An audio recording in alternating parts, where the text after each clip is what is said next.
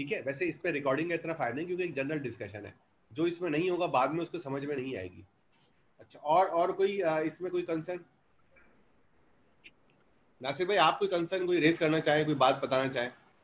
जैसे नासिर भाई ने एक बड़ी अच्छी बात बताई थी कि हमारा जो फोकस है वो डीप लर्निंग तक नहीं है, हम जो है कोई भी ऐसी सोल्यूशन बना सकते हैं जो मशीन लर्निंग तक हो, यानी कि हम इस पे एक्सजी बूस्ट और रिग्रेशन और रैंडम फॉरेस्ट भी इस्तेमाल कर सकते वो हैं। तो उसमें मैं ये कह रहा हूँ कि जिसको हम शॉर्ट लिस्ट कर लेंगे वो इंशाल्लाह उनको ये सारी चीजें भी जो है ना वो हम करने के लिए देंगे। अच्छा ठीक और है। उसमें और बहुत सारी स्किल्स हैं जो उनका ताल्लुक डीप लर्निंग से नहीं है, जैसे ओपन सीवी का इस्तेमाल करना है या सही ओसीआर की लाइब्रेरी का इस्तेमाल करना है, योलो वगैरह इस्तेमाल करना है। तो ये आहिस्ता आहिस्ता लर्निंग जो है वो चलती रहेगी।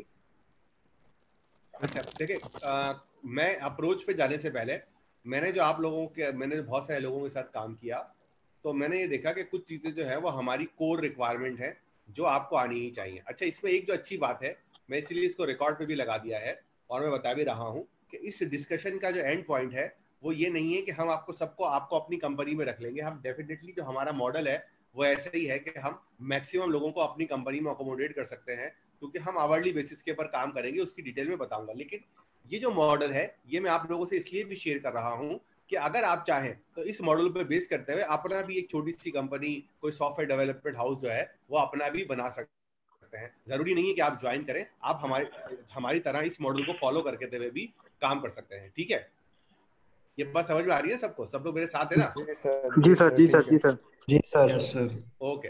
अच्छा, इसमें से कुछ चीजें जो है वो आप चाहे आप अब डेवलपमेंट के लिए काम कर रहे हैं तो हमें ये देखना चाहिए कि आप लोगों को जो एक चीज मिसिंग है और वो ये है कि आप रियल लाइफ एनवायरनमेंट की मैपिंग नहीं कर रहे हैं। अभी रिसेंटली जो है मैंने कुछ कंपनीज का विजिट किया, तो उसके अंदर मैंने देखा कि यार हमें जो सोल्यूशन बना के देनी है वो रियल लाइफ होनी चाहिए। मिसाल के तौर पर कोई स्टॉक की कंपनी है, कोई फार्मेसी है, कोई हॉस्पिटल है, तो आपको देखना है कि आप अपनी फार्मेसी या हॉस्पिटल या स्टॉक की फर्म या जो है वो कंप्यूटर डीलर या हार्डवेयर सेल्स के बंदे, इनको आप अपनी कौन सी सोल्यूशन दे सकते हैं? सर थोड़ी वो गेम के तरह से कोई एग्जांपल दूं? दोबारा बोले। मतलब मैं थोड़ा गेम वगैरह में इंटरेस्ट रखता हूँ, तो ये पीसी जो गेमिंग होते हैं मेरा उसमें। सवाल मेरा हाँ हाँ, आप सब कुछ एग्जांपल देना चाह रहे हैं क्या? जी जी। हाँ बिल्कुल जिस दे। तरह आपने स्टॉक की एग्जांपल दी, तो गेम्स में भी ऐसी होती है कि इसमें भी स्टॉक्स की तरह इन्वेस्टमेंट हो रही होती है, स्किन्स वगैरह होती हैं, नाइफ्स वगैरह होती हैं, नहीं, इसमें मैं हो आपकी रही बात होती से है। अग्री कर रहा हूँ, लेकिन आप मुझे बताएं कि उसके अंदर जो है वो आप क्या क्या सोल्यूशन क्या देना चाह रहे हैं सर और उसमें पूरे उसकी मैप्स पैसे वगैरह कौन होते देगा? हैं, उसके ग्राफ्स वगैरह हमारे सारे होते हैं, गिवन होते हैं कि उसकी प्राइस कब ऊपर जा रही है कब नीचे जा रही है। तो हम ग्राफ्स को यूज़ करके प्रेडिक्ट कर सकते हैं कि किस चीज़ की प्राइस कब रेस हो सकती है, ये कब एक लोग अच्छा उसमें आइडिया इन्वेस्ट है, कर सकते हैं। ये एक अच्छा आइडिया है। नाम क्या है तुम्हारा? नाम क्या है सर? पूरा बिलाल, सुना नहीं रहा। मोहम्मद हाँ बिलाल बिलाल। कुरैशी। अच्छा ज़बरदस्त बिलाल, देखो ये आपका आइडिया जो है ये काफ़ी अच्छा है। मैं आपसे जो है ना इस सिलसिले के अंदर बाद में जो है ना वो बात करूँगा, क्योंकि यही चीज़ जो है मैं स्टॉक पोर्टफोलियो के लिए भी काम कर रहा हूँ। तो क्योंकि आप गेम डेवलपमेंट वाले स्टॉक पे काम कर रहे हैं और मैं फाइनेंशियल स्टॉक पे काम कर रहा हूँ, तो हम जो है वो इसके अंदर गेम डिस्कस कर डेवलपमेंट नहीं, सकते मतलब हैं। मैं इसी तरह के इन्वेस्टमेंट अगर भी मैंने देखी हाँ है, थोड़ी बहुत हाँ बस इन्वेस्टमेंट ठीक है, शुरू किया मैंने तो भी। आप उसके ऊपर ज़रा और R&D कर लो, फिर हम इसको डिस्कस कर लेंगे। ठीक है, जी सर, सही, थैंक यू। ओके। अच्छा, इसी तरह बाकी लोगों को भी लिए भी लाजमी है कि वो ज़रा देखें अपने आसपास कोई मर्चेंट है, कोई जनरल स्टोर है, आजकल मार्ट बहुत बन रहे हैं, उनके लिए आप क्या सोल्यूशन प्रोवाइड कर सकते हैं। तो ये सोचना है, मैं ये नहीं कह रहा काम करना है या जॉब, ये अभी तक हम जो बात कर रहे हैं वो जॉब रिलेटेड नहीं, डेवलपमेंट रिलेटेड है।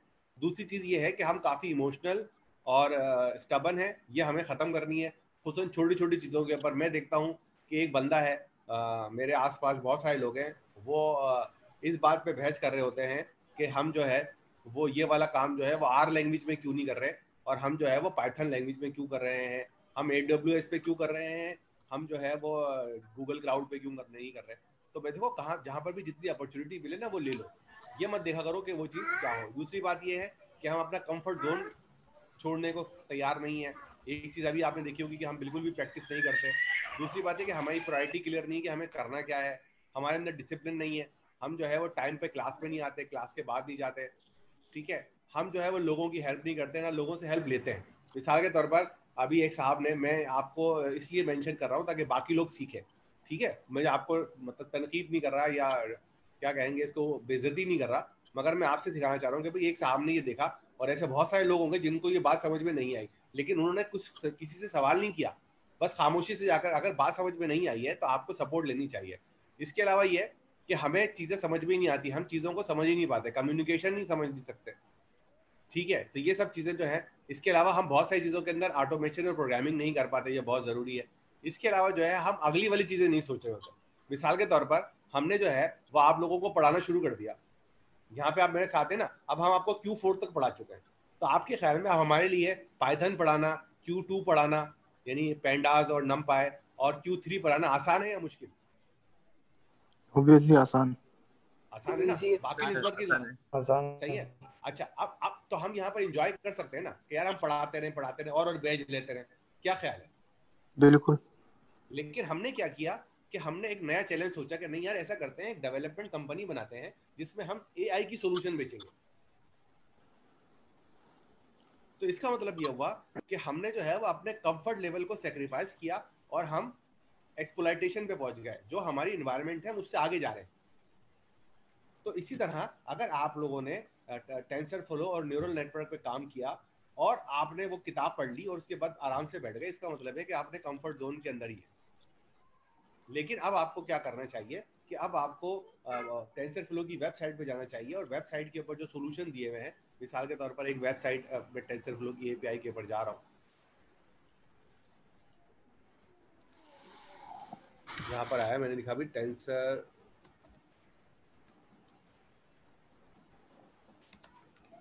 स्टॉक। अब ये देखो ये स्टॉक पर ये तो वो आ गई। मैं इसकी डॉक्यूमेंटेशन पे जाना चाह रहा था।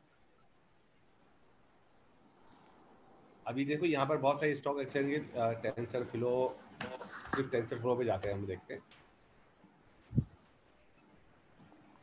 शायद कभी हमने Q3 में डिस्कस भी किया था। सर एक सवाल, अभी एक मैं सवाल लेता हूँ। अब ये देख लें कि मैं टेंसरफ्लो पे गया और मैंने यहाँ पर गाइड के ऊपर जा रहा हूँ। अब ये देखें GCP गाइड टेंसरफ्लो ORJ आ गई, ये तो टेंसरफ्लो ये आ गया ना।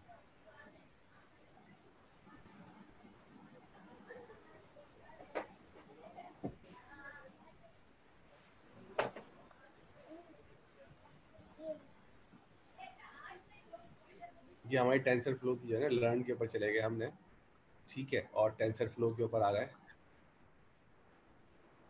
Start to see the guide. अब इसके अंदर बहुत सारी चीज़ें हैं, मैं असल में उस लिस्ट पे जाना चाह रहा था। अब देखें यहाँ पर वेरिएबल, ऑटोमेटिक डिफरेंशिएशन और इंट्रो टू ग्राफ, ये सब चीज़ें हैं। क्या आप लोगों ने कभी जाकर पढ़ी? ये आपका नेक्स्ट लेवल होना चाहिए। अब आपने वो कैरेस की किताब पढ़ ली है, अब आपके पास नेक्स्ट लेवल है TPU, ये सब चीज़ें आपको, ये जो डॉक्यूमेंटेशन है, यूँ समझे टेंसरफ्लो के ऊपर अगर आप काम कर रहे हैं और आपकी ये डॉक्यूमेंट आपकी बड़ी हेल्पफुल होना चाहिए, ठीक है जनाब। इसी तरह आपके कोड जो है वो आपके पास ऑप्टिमाइजेशन होना चाहिए। आपको अभी तक कोडिंग की भी प्रैक्टिस नहीं है, जो कोड आप किताब में देखते हैं वो आप छाप लेते हैं। कभी आपने जो है वो फंक्शन नहीं बनाए एक काम के, कभी आपने उनकी चेनिंग नहीं की, कभी आपने शायद बहुत सारे लोग ऐसे होंगे यहाँ पर, कितने लोग हैं इस मीटिंग के अंदर? 73 लोग हैं। इन 73 लोगों में से मेरा ये क्लेम है, जो गलत भी हो सकता है, कि इसमें से शायद 5 लोग ऐसे हों जिन्होंने कभी अपनी एक सॉल्यूशन के लिए 2 .py फाइलें बनाई हो। ये बात समझ में आ रही है आपको? जी सर। तो यानी कि मुझे एक प्रॉब्लम दी गई, मुझे उस प्रॉब्लम को सॉल्व करना है, तो मैंने जो है वो एक जो है वो पाइथन की फाइल बनाई .py एक्सटेंशन वाली, और फिर एक दूसरी बनाई, और फिर यहाँ से जो फंक्शन थे उसमें कॉल किए, क्योंकि मुझे लगा कि एक ही ठीक है तारिक भाई, सारे फंक्शन ऐड करना जो है ना वो अच्छी बात नहीं है। और इसके अलावा मैंने ये भी नहीं देखा कि मेरे पास जो है वो ऑडियो, वीडियो, नंबर्स, टेक्स्ट, इन सबको मैं कैसे कन्वर्ट कर सकता हूँ NumPy के एरेज में। अच्छा, आपसे मैं दरखास्त करूंगा कि आप लोग अपना माइक म्यूट कर दें, कुछ लोगों की आवाजें आ रही हैं मुझसे, तो जरा प्लीज देख लें आप, ठीक है जी। अच्छा, अब हम आगे आते हैं अब हम बताते हैं कि हमने क्या किया हुआ है इसके हिसाब से। हाँ, तो हमने क्या किया हुआ है कि हम एक स्टार्टअप स्टार्ट कर रहे हैं।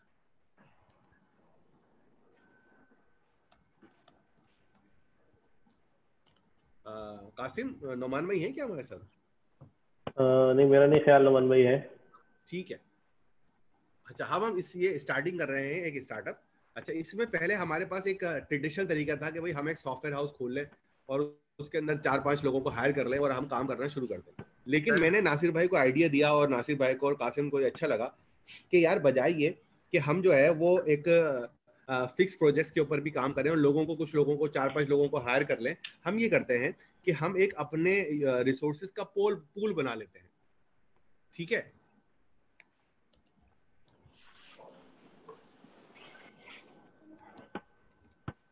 एक्सपर्ट्स, ठीक है, और उनके साथ हम आवरली बेसिस के ऊपर काम करेंगे।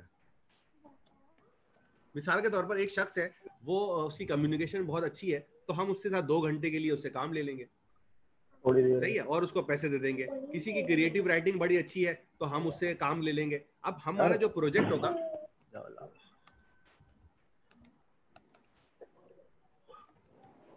इसमें हमारे जो है वो मार्केटिंग कह लें आप, मैं इसको कहता हूँ बिजनेस लीड,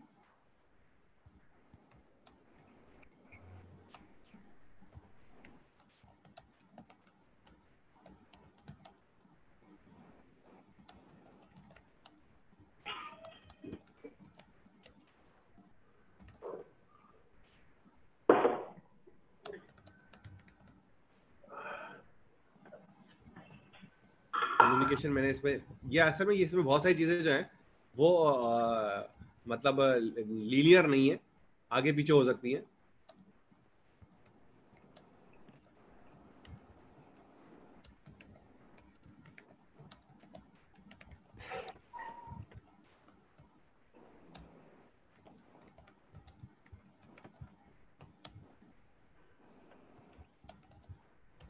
आपने जो लिंक शेयर किया है तुम का, अगर उसके लिए अकाउंट बनाना पड़ेगा ना, तब जाके वो लॉगिन करने देगा। उससे कोई सवाल कर रहे हो कोई क्या? सर, जो आपने लास्ट अभी जो जूम का लिंक शेयर किया है, उसके लिए जब हम उस लिंक को ओपन करेंगे, हाँ, उसे आप करेंगे तो आपके पास जूम का अकाउंट होना चाहिए। सही है, ठीक है, और कुछ नहीं होना चाहिए। ठीक है, अच्छा, अब इसके अंदर जो है, अच्छा देखें, अगर एक सॉफ्टवेयर डेवलपमेंट के लिए, जो मैं सॉफ्टवेयर डेवलपमेंट बनाने जा रहा हूँ, ठीक है, उसके अंदर देखो ये यही चीजें होती है, कोई चीज मिस तो नहीं कर रहा, या कोई चीज गलत हो तो हटा दें इसमें से।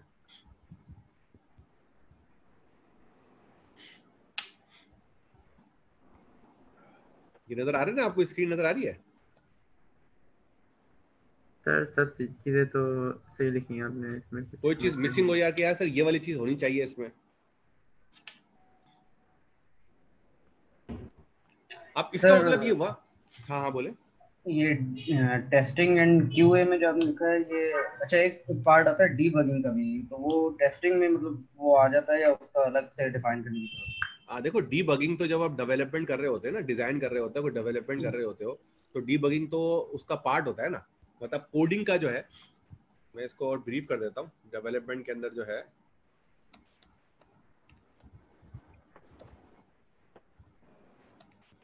डीबगिंग तो तब करते हैं जब हमारे कोड कुछ आइडेंटिफाई नहीं हुआ, तो हम उसको आइडेंटिफाई करने के लिए।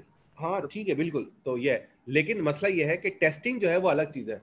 इसका मतलब ये हुआ कि आपकी जो बिजनेस रिक्वायरमेंट होती है या कस्टमर रिक्वायरमेंट होती है, उसके ऊपर टेस्ट करते हैं कि क्या आपकी जो काम है, जो आपने कोड डिजाइन किया हुआ है, वो रिक्वायरमेंट को फुलफिल कर रहा है या नहीं कर रहा। अब वो जो रिक्वायरमेंट हो सकती है वो दोनों हो सकती है, एक आपकी उसमें कस्टमर रिक्वायरमेंट हो सकती है, एक आपकी फंक्शनल रिक्वायरमेंट हो सकती है कि भाई क्या ये हर सिनेरियो के ऊपर कोड ब्रेक तो नहीं हो जाएगा। अगर मैं इसमें 500 की जगह 5000 डाल दूंगा या 5000 की जगह 50 लाख डाल दूंगा तो ये ब्रेक तो नहीं हो जाएगा। माइनस की वैल्यू डाल दूंगा, नंबर की जगह स्ट्रिंग डाल दूंगा, तस्वीर जो है मैं इसमें खराब डेटा डाल दूंगा, तो क्या होगा? क्या आपने इसके अंदर वो तमाम चीजें या तमाम डेटा कंसिडर किया हुआ है जो है या नहीं है? तो सर फिर बग फिक्सिंग भी होनी चाहिए ना? आप देखें, आप बार बार जो है वो टेस्टिंग को बग डीबगिंग से जो है वो मुशाबहत। कर रहे हैं। हाँ कंपेयर कर रहे हैं। टेस्टिंग एक अलग चीज है और डीबगिंग एक अलग चीज है। डीबगिंग में आपने कोई कोड लिखा, अब आप उसको चला के देखेंगे, ये आपकी डीबगिंग है। और अगर वो सही चल गया तो आपका काम खत्म हो गया, ठीक है, आपकी जो कोडिंग थी वो कंप्लीट हो गई। और अगर उसमें कोई एरर आया चलते चलते, तो ये आपने, ये डीबगिंग जो होती है ये देखती है कि यार एरर क्यों आ रहा है। आप समझ रहे हैं? सर एक छोटी सी चीज, सवाल जरा अच्छा था, मैं इसलिए थोड़ा सा ब्रीफ कर रहा हूँ। डीबगिंग का मतलब है कि आप ये चेक करते हैं कि ये एरर क्यों और कहाँ आ रहा है। ये बात समझ में आ गई सब लोगों को? जी जी सर। सर, क्लियर हो गया। टेस्टिंग का मतलब ये है कि टेस्टिंग का मतलब है कि आप चेक करते हैं कि कहीं आपके कोड में कोई एरर तो नहीं है। यानी कि मैंने आपकी एप्लीकेशन टेस्ट की और बताया कि यार आपके प्रोग्राम में ये एरर आ रहा है, इनवैलिड की, और मैंने ये आपको दे दिया कि भाई आपके प्रोग्राम में इनवैलिड की आ रहा है। ये मैंने टेस्ट किया और टेस्ट करने के बाद आपको बता दिया। अब आपने जाके चेक किया कि यार इनवैलिड की कहाँ, किस लाइन ऑफ कोड पर आ रहा है और क्यों आ रहा है, और फिर आपने उसको फिक्स किया। ये डीबगिंग है। अब आपको फर्क समझ में आ रहा है टेस्टिंग और डीबगिंग का? जी सर ये तो समझ आ गया। अच्छा सर, इसमें एक चीज मैं ऐड करूंगा। इसमें नॉर्मली टेस्टिंग में जो होता है, जो क्वालिटी एश्योरेंस में होता है, उसमें टेस्टिंग स्क्रिप्ट हम डिफाइन करते हैं। नॉर्मली कंपनी में भी जो आप आते हैं, आप एक चीज डेवलप कर लेते हैं, उसके टेस्टिंग स्क्रिप्ट बनते हैं, उसको फॉलो करना पड़ता है। वो जब सक्सीड होता है तो क्यूए वाले उसको टेस्ट करके उसको आइदर फेल करते हैं, पास करते हैं। बिल्कुल सही कह रहे हैं आप, बिल्कुल सही कह रहे हैं, मुझे इसमें कोई इख्तलाफ नहीं है। सर एक्सप्लॉइट ना हो जाए सर हमारा एक कोड। छोटी सी बात सर, इस तक जाने से पहले हाँ। सर वो बात ये है कि अभी आपने थोड़ी देर पहले ये कहा कि हमारे आसपास हम किसी भी फर्म को, किसी भी स्टोर को, किसी भी ऑनलाइन स्टोर को या वो सुपरमार्केट को हम टारगेट करें। लेकिन एक छोटी सी बात ये है कि सर कोई हमें काम क्यों देगा जब तक हमारा पोर्टफोलियो स्ट्रांग नहीं होगा। बेसिक हम अभी तक इन हैंड या कोडिंग की तरफ ही नहीं है। आपकी वाली बात सही है कि हम सिर्फ बुक के जो कोड्स हैं उसको कॉपी कर रहे हैं, रन कर रहे हैं। अब तक हमने अपने आप को मतलब यूटिलाइज नहीं किया है कि हम कहाँ कहाँ एरर कर सकते हैं, कहाँ कहाँ हम मिस्टेक कर सकते हैं। जब तक हम उसके यूज टू ही नहीं होंगे तो हम किस मार्केट को कैसे टारगेट करेंगे? मैं आपसे बिल्कुल ये नहीं कह रहा कि आप जो है वो मार्केट में काम पकड़ना शुरू कर दो, ठीक है, लेकिन मैं आपसे ये कह रहा हूँ कि मैंने आपको 2-3 चीजें बताई। मिसाल के तौर पर मैंने आपसे ये कहा कि यार आपने तो चैप्टर 9 तक डीप लर्निंग जो है वो क्लास में बैठ के पढ़ी है ना? जी जी। उसमें अगर आपकी सेल्फ असेसमेंट 10 नहीं आ रही है तो क्या ये बात सही है? ये ड्रॉबैक हमारा है। बिल्कुल। अगर आपने किताब तो आपको क्लास में पढ़ाई गई है ना, इसमें हमने ये थोड़ी बोला था खुद पढ़ लो, और चैप्टर 9 लिखा हुआ है, ठीक है, इसका मतलब है उस किताब के जितने भी चैप्टर थे आपको क्लास में पढ़ाए गए। इसके बावजूद अगर आप उसमें लिखते हो कि मुझे उस चैप्टर 9 में से 80% आता है, 20% नहीं आता, तो हु इज रिस्पॉन्सिबल? हम ही। सर हाँ सर, ये पिछले क्वार्टर में एक प्रॉब्लम ये हुई थी कि हम जो पढ़ रहे थे उसका क्विज नहीं हुआ था, बल्कि जो कोर्सेज ऑनलाइन रख दिए थे, मसलन डॉकर, क्यूबरनेटीज और इन चीज़ों के, लिनक्स के, इन चीज़ों के एआई के अंदर भी क्विज हो गए थे, लेकिन जो हमें सर पढ़ा रहे थे उसके क्विज नहीं हो रहे थे। ठीक है, मैं आपकी बात समझ रहा हूँ, लेकिन मैं कह रहा हूँ कि क्या आप इसको जस्टिफाई कर सकते हैं इस वजह से कि आपने सिर्फ 100% में से 80% पढ़ा या 80% सीखा? पढ़ने की बात नहीं है, 80% सीखा। अच्छा चलो ठीक है, अब आपने सीख भी लिया, लेकिन आपको उसको 100% तक तो लेके जाना है, उसके लिए क्या करेंगे आप? बस वही एक सवाल कर रहे थे, किस तरीके से अपने आप को पॉलिश किया जाए, क्योंकि यूज टू नहीं होंगे और ब्रेक आ जाएगा। आप इस वक्त यहाँ पे फंसे हुए। हाँ मैं यही पॉइंट पर रुका हुआ। सर सही है ना? आप सिर्फ एक चीज से, मैं आपसे ये कह रहा हूँ कि भाई मुझे ये बताएं कि आपको वो जो डीप लर्निंग की बुक है, आप 1 साल से न्यूरल नेटवर्क पढ़ रहे हैं, आपका उसमें एक्सपर्टीज लेवल क्या होना चाहिए? 100% या 80% या 70%? ये मेरे सवाल का जवाब दे पहले। 100% 80% प्लस होना चाहिए, लेकिन नहीं मतलब 100% ही होना चाहिए ना। देखो मैं बहुत स्पेसिफिक हूँ, मैं आपसे टेंसर फ्लो की बात नहीं कर रहा अभी, मैं सिर्फ उस किताब के कंटेंट के हिसाब से आपकी एक्सपर्टीज की बात कर रहा हूँ। अगर आपने 1 साल तक किताब पढ़ी और उसके बावजूद भी आप उससे 100% एक्सपर्ट नहीं है, तो इसका मतलब है आपने किताब ही नहीं पढ़ी। ठीक है सर। अच्छा सर, एक प्रैक्टिस के हवाले सर से मसला प्रॉब्लम ये आती है है। कि हम आगे पढ़े जा रहे हैं, मगर ये है कि पुराना हम इतनी प्रैक्टिस नहीं कर रहे ना, इस वजह से थोड़ा सा। देखो सबसे सबसे पहले वही सर ना, असल पहले में तो आप असल चाहते में हो ना, सर मेरा सर मेरा मेरा अ, मुझे ऑब्जेक्टिव सेट करने दो कि यार मैं आपने क्या उस किताब की प्रैक्टिस के लेवल पर आप उस किताब के 100% पर हो, ये मुझे बताओ, यस या नो।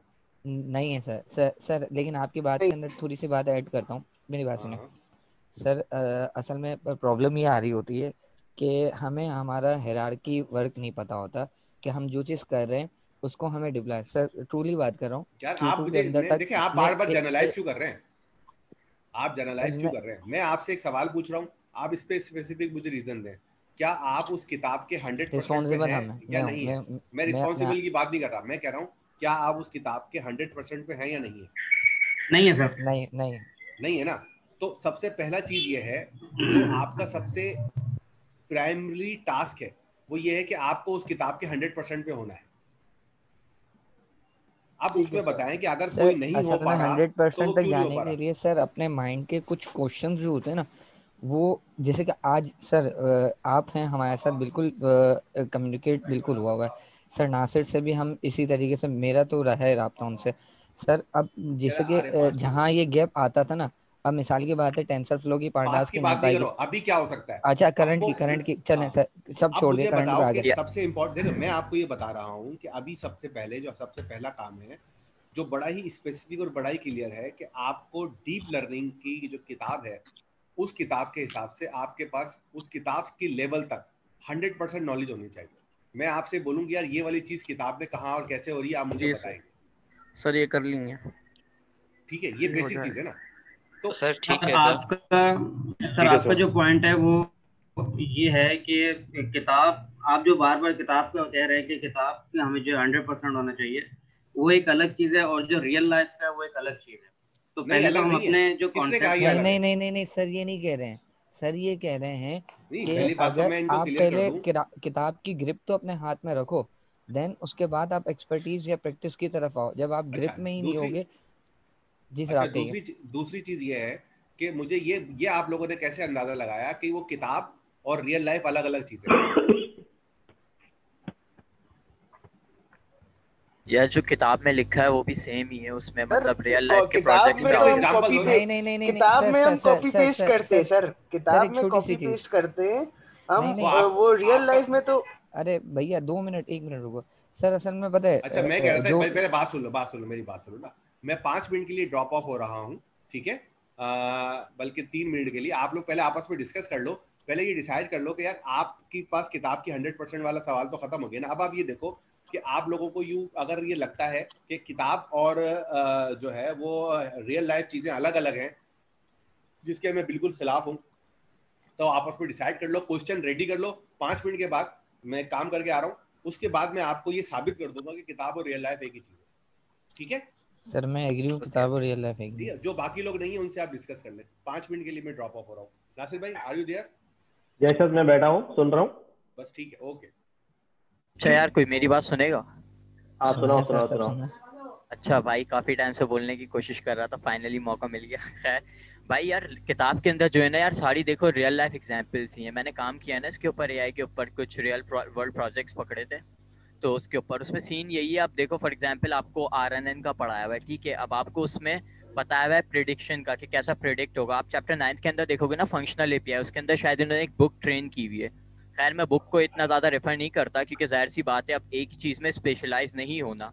जैसे कि हमें स्टार्टिंग में ही बताया था इसके कोर्स के, कि अगर आप इसमें एक स्पेसिफिक डेटा लेके उसको बार बार रन कर दोगे, थोड़े से अमाउंट का डेटा, तो वो ये है कि स्पेशलाइज्ड हो जाएगा, उसके अंदर जनरलाइज नहीं होगा। आप जनरलाइज तब तक नहीं होगे जब तक आप खुद से कोड नहीं करोगे। फॉर एग्जांपल अब आप जितना हो रहा है उतना करो, ये नहीं है कि आप पूरा अपना कि यही एक ही। आप फॉर एग्जांपल किसी को नहीं आ रही ना कोडिंग, वो गिटहब पे जाए, वहाँ से कोई प्रोजेक्ट्स उठाए, केरास के ही उठाए। ये नहीं बोल रहा टेंसरफ्लो पे जाओ, अगर टेंसरफ्लो नहीं आता तो सिर्फ केरास के प्रोजेक्ट्स उठाओ, ठीक है? उसके अंदर ये है कि अपनी चेंजेस करो, अपनी इम्प्लीमेंटेशन करो, कोई कोड चेंज कर दो, कोई लाइन चेंज कर दो, डेटा चेंज कर दो। ऐसे करते करते ना इम्प्रूव होते रहोगे टाइम टू टाइम। अच्छा अनस भाई, आप हमें ये बता सकते हैं कि आप किस बुक की बात कर रहे हैं? फंक्शनल एपीआई वगैरह, वो किस बुक की बात कर रहे हैं? अच्छा दादा एक बात बोलूं? Deep learning with Python.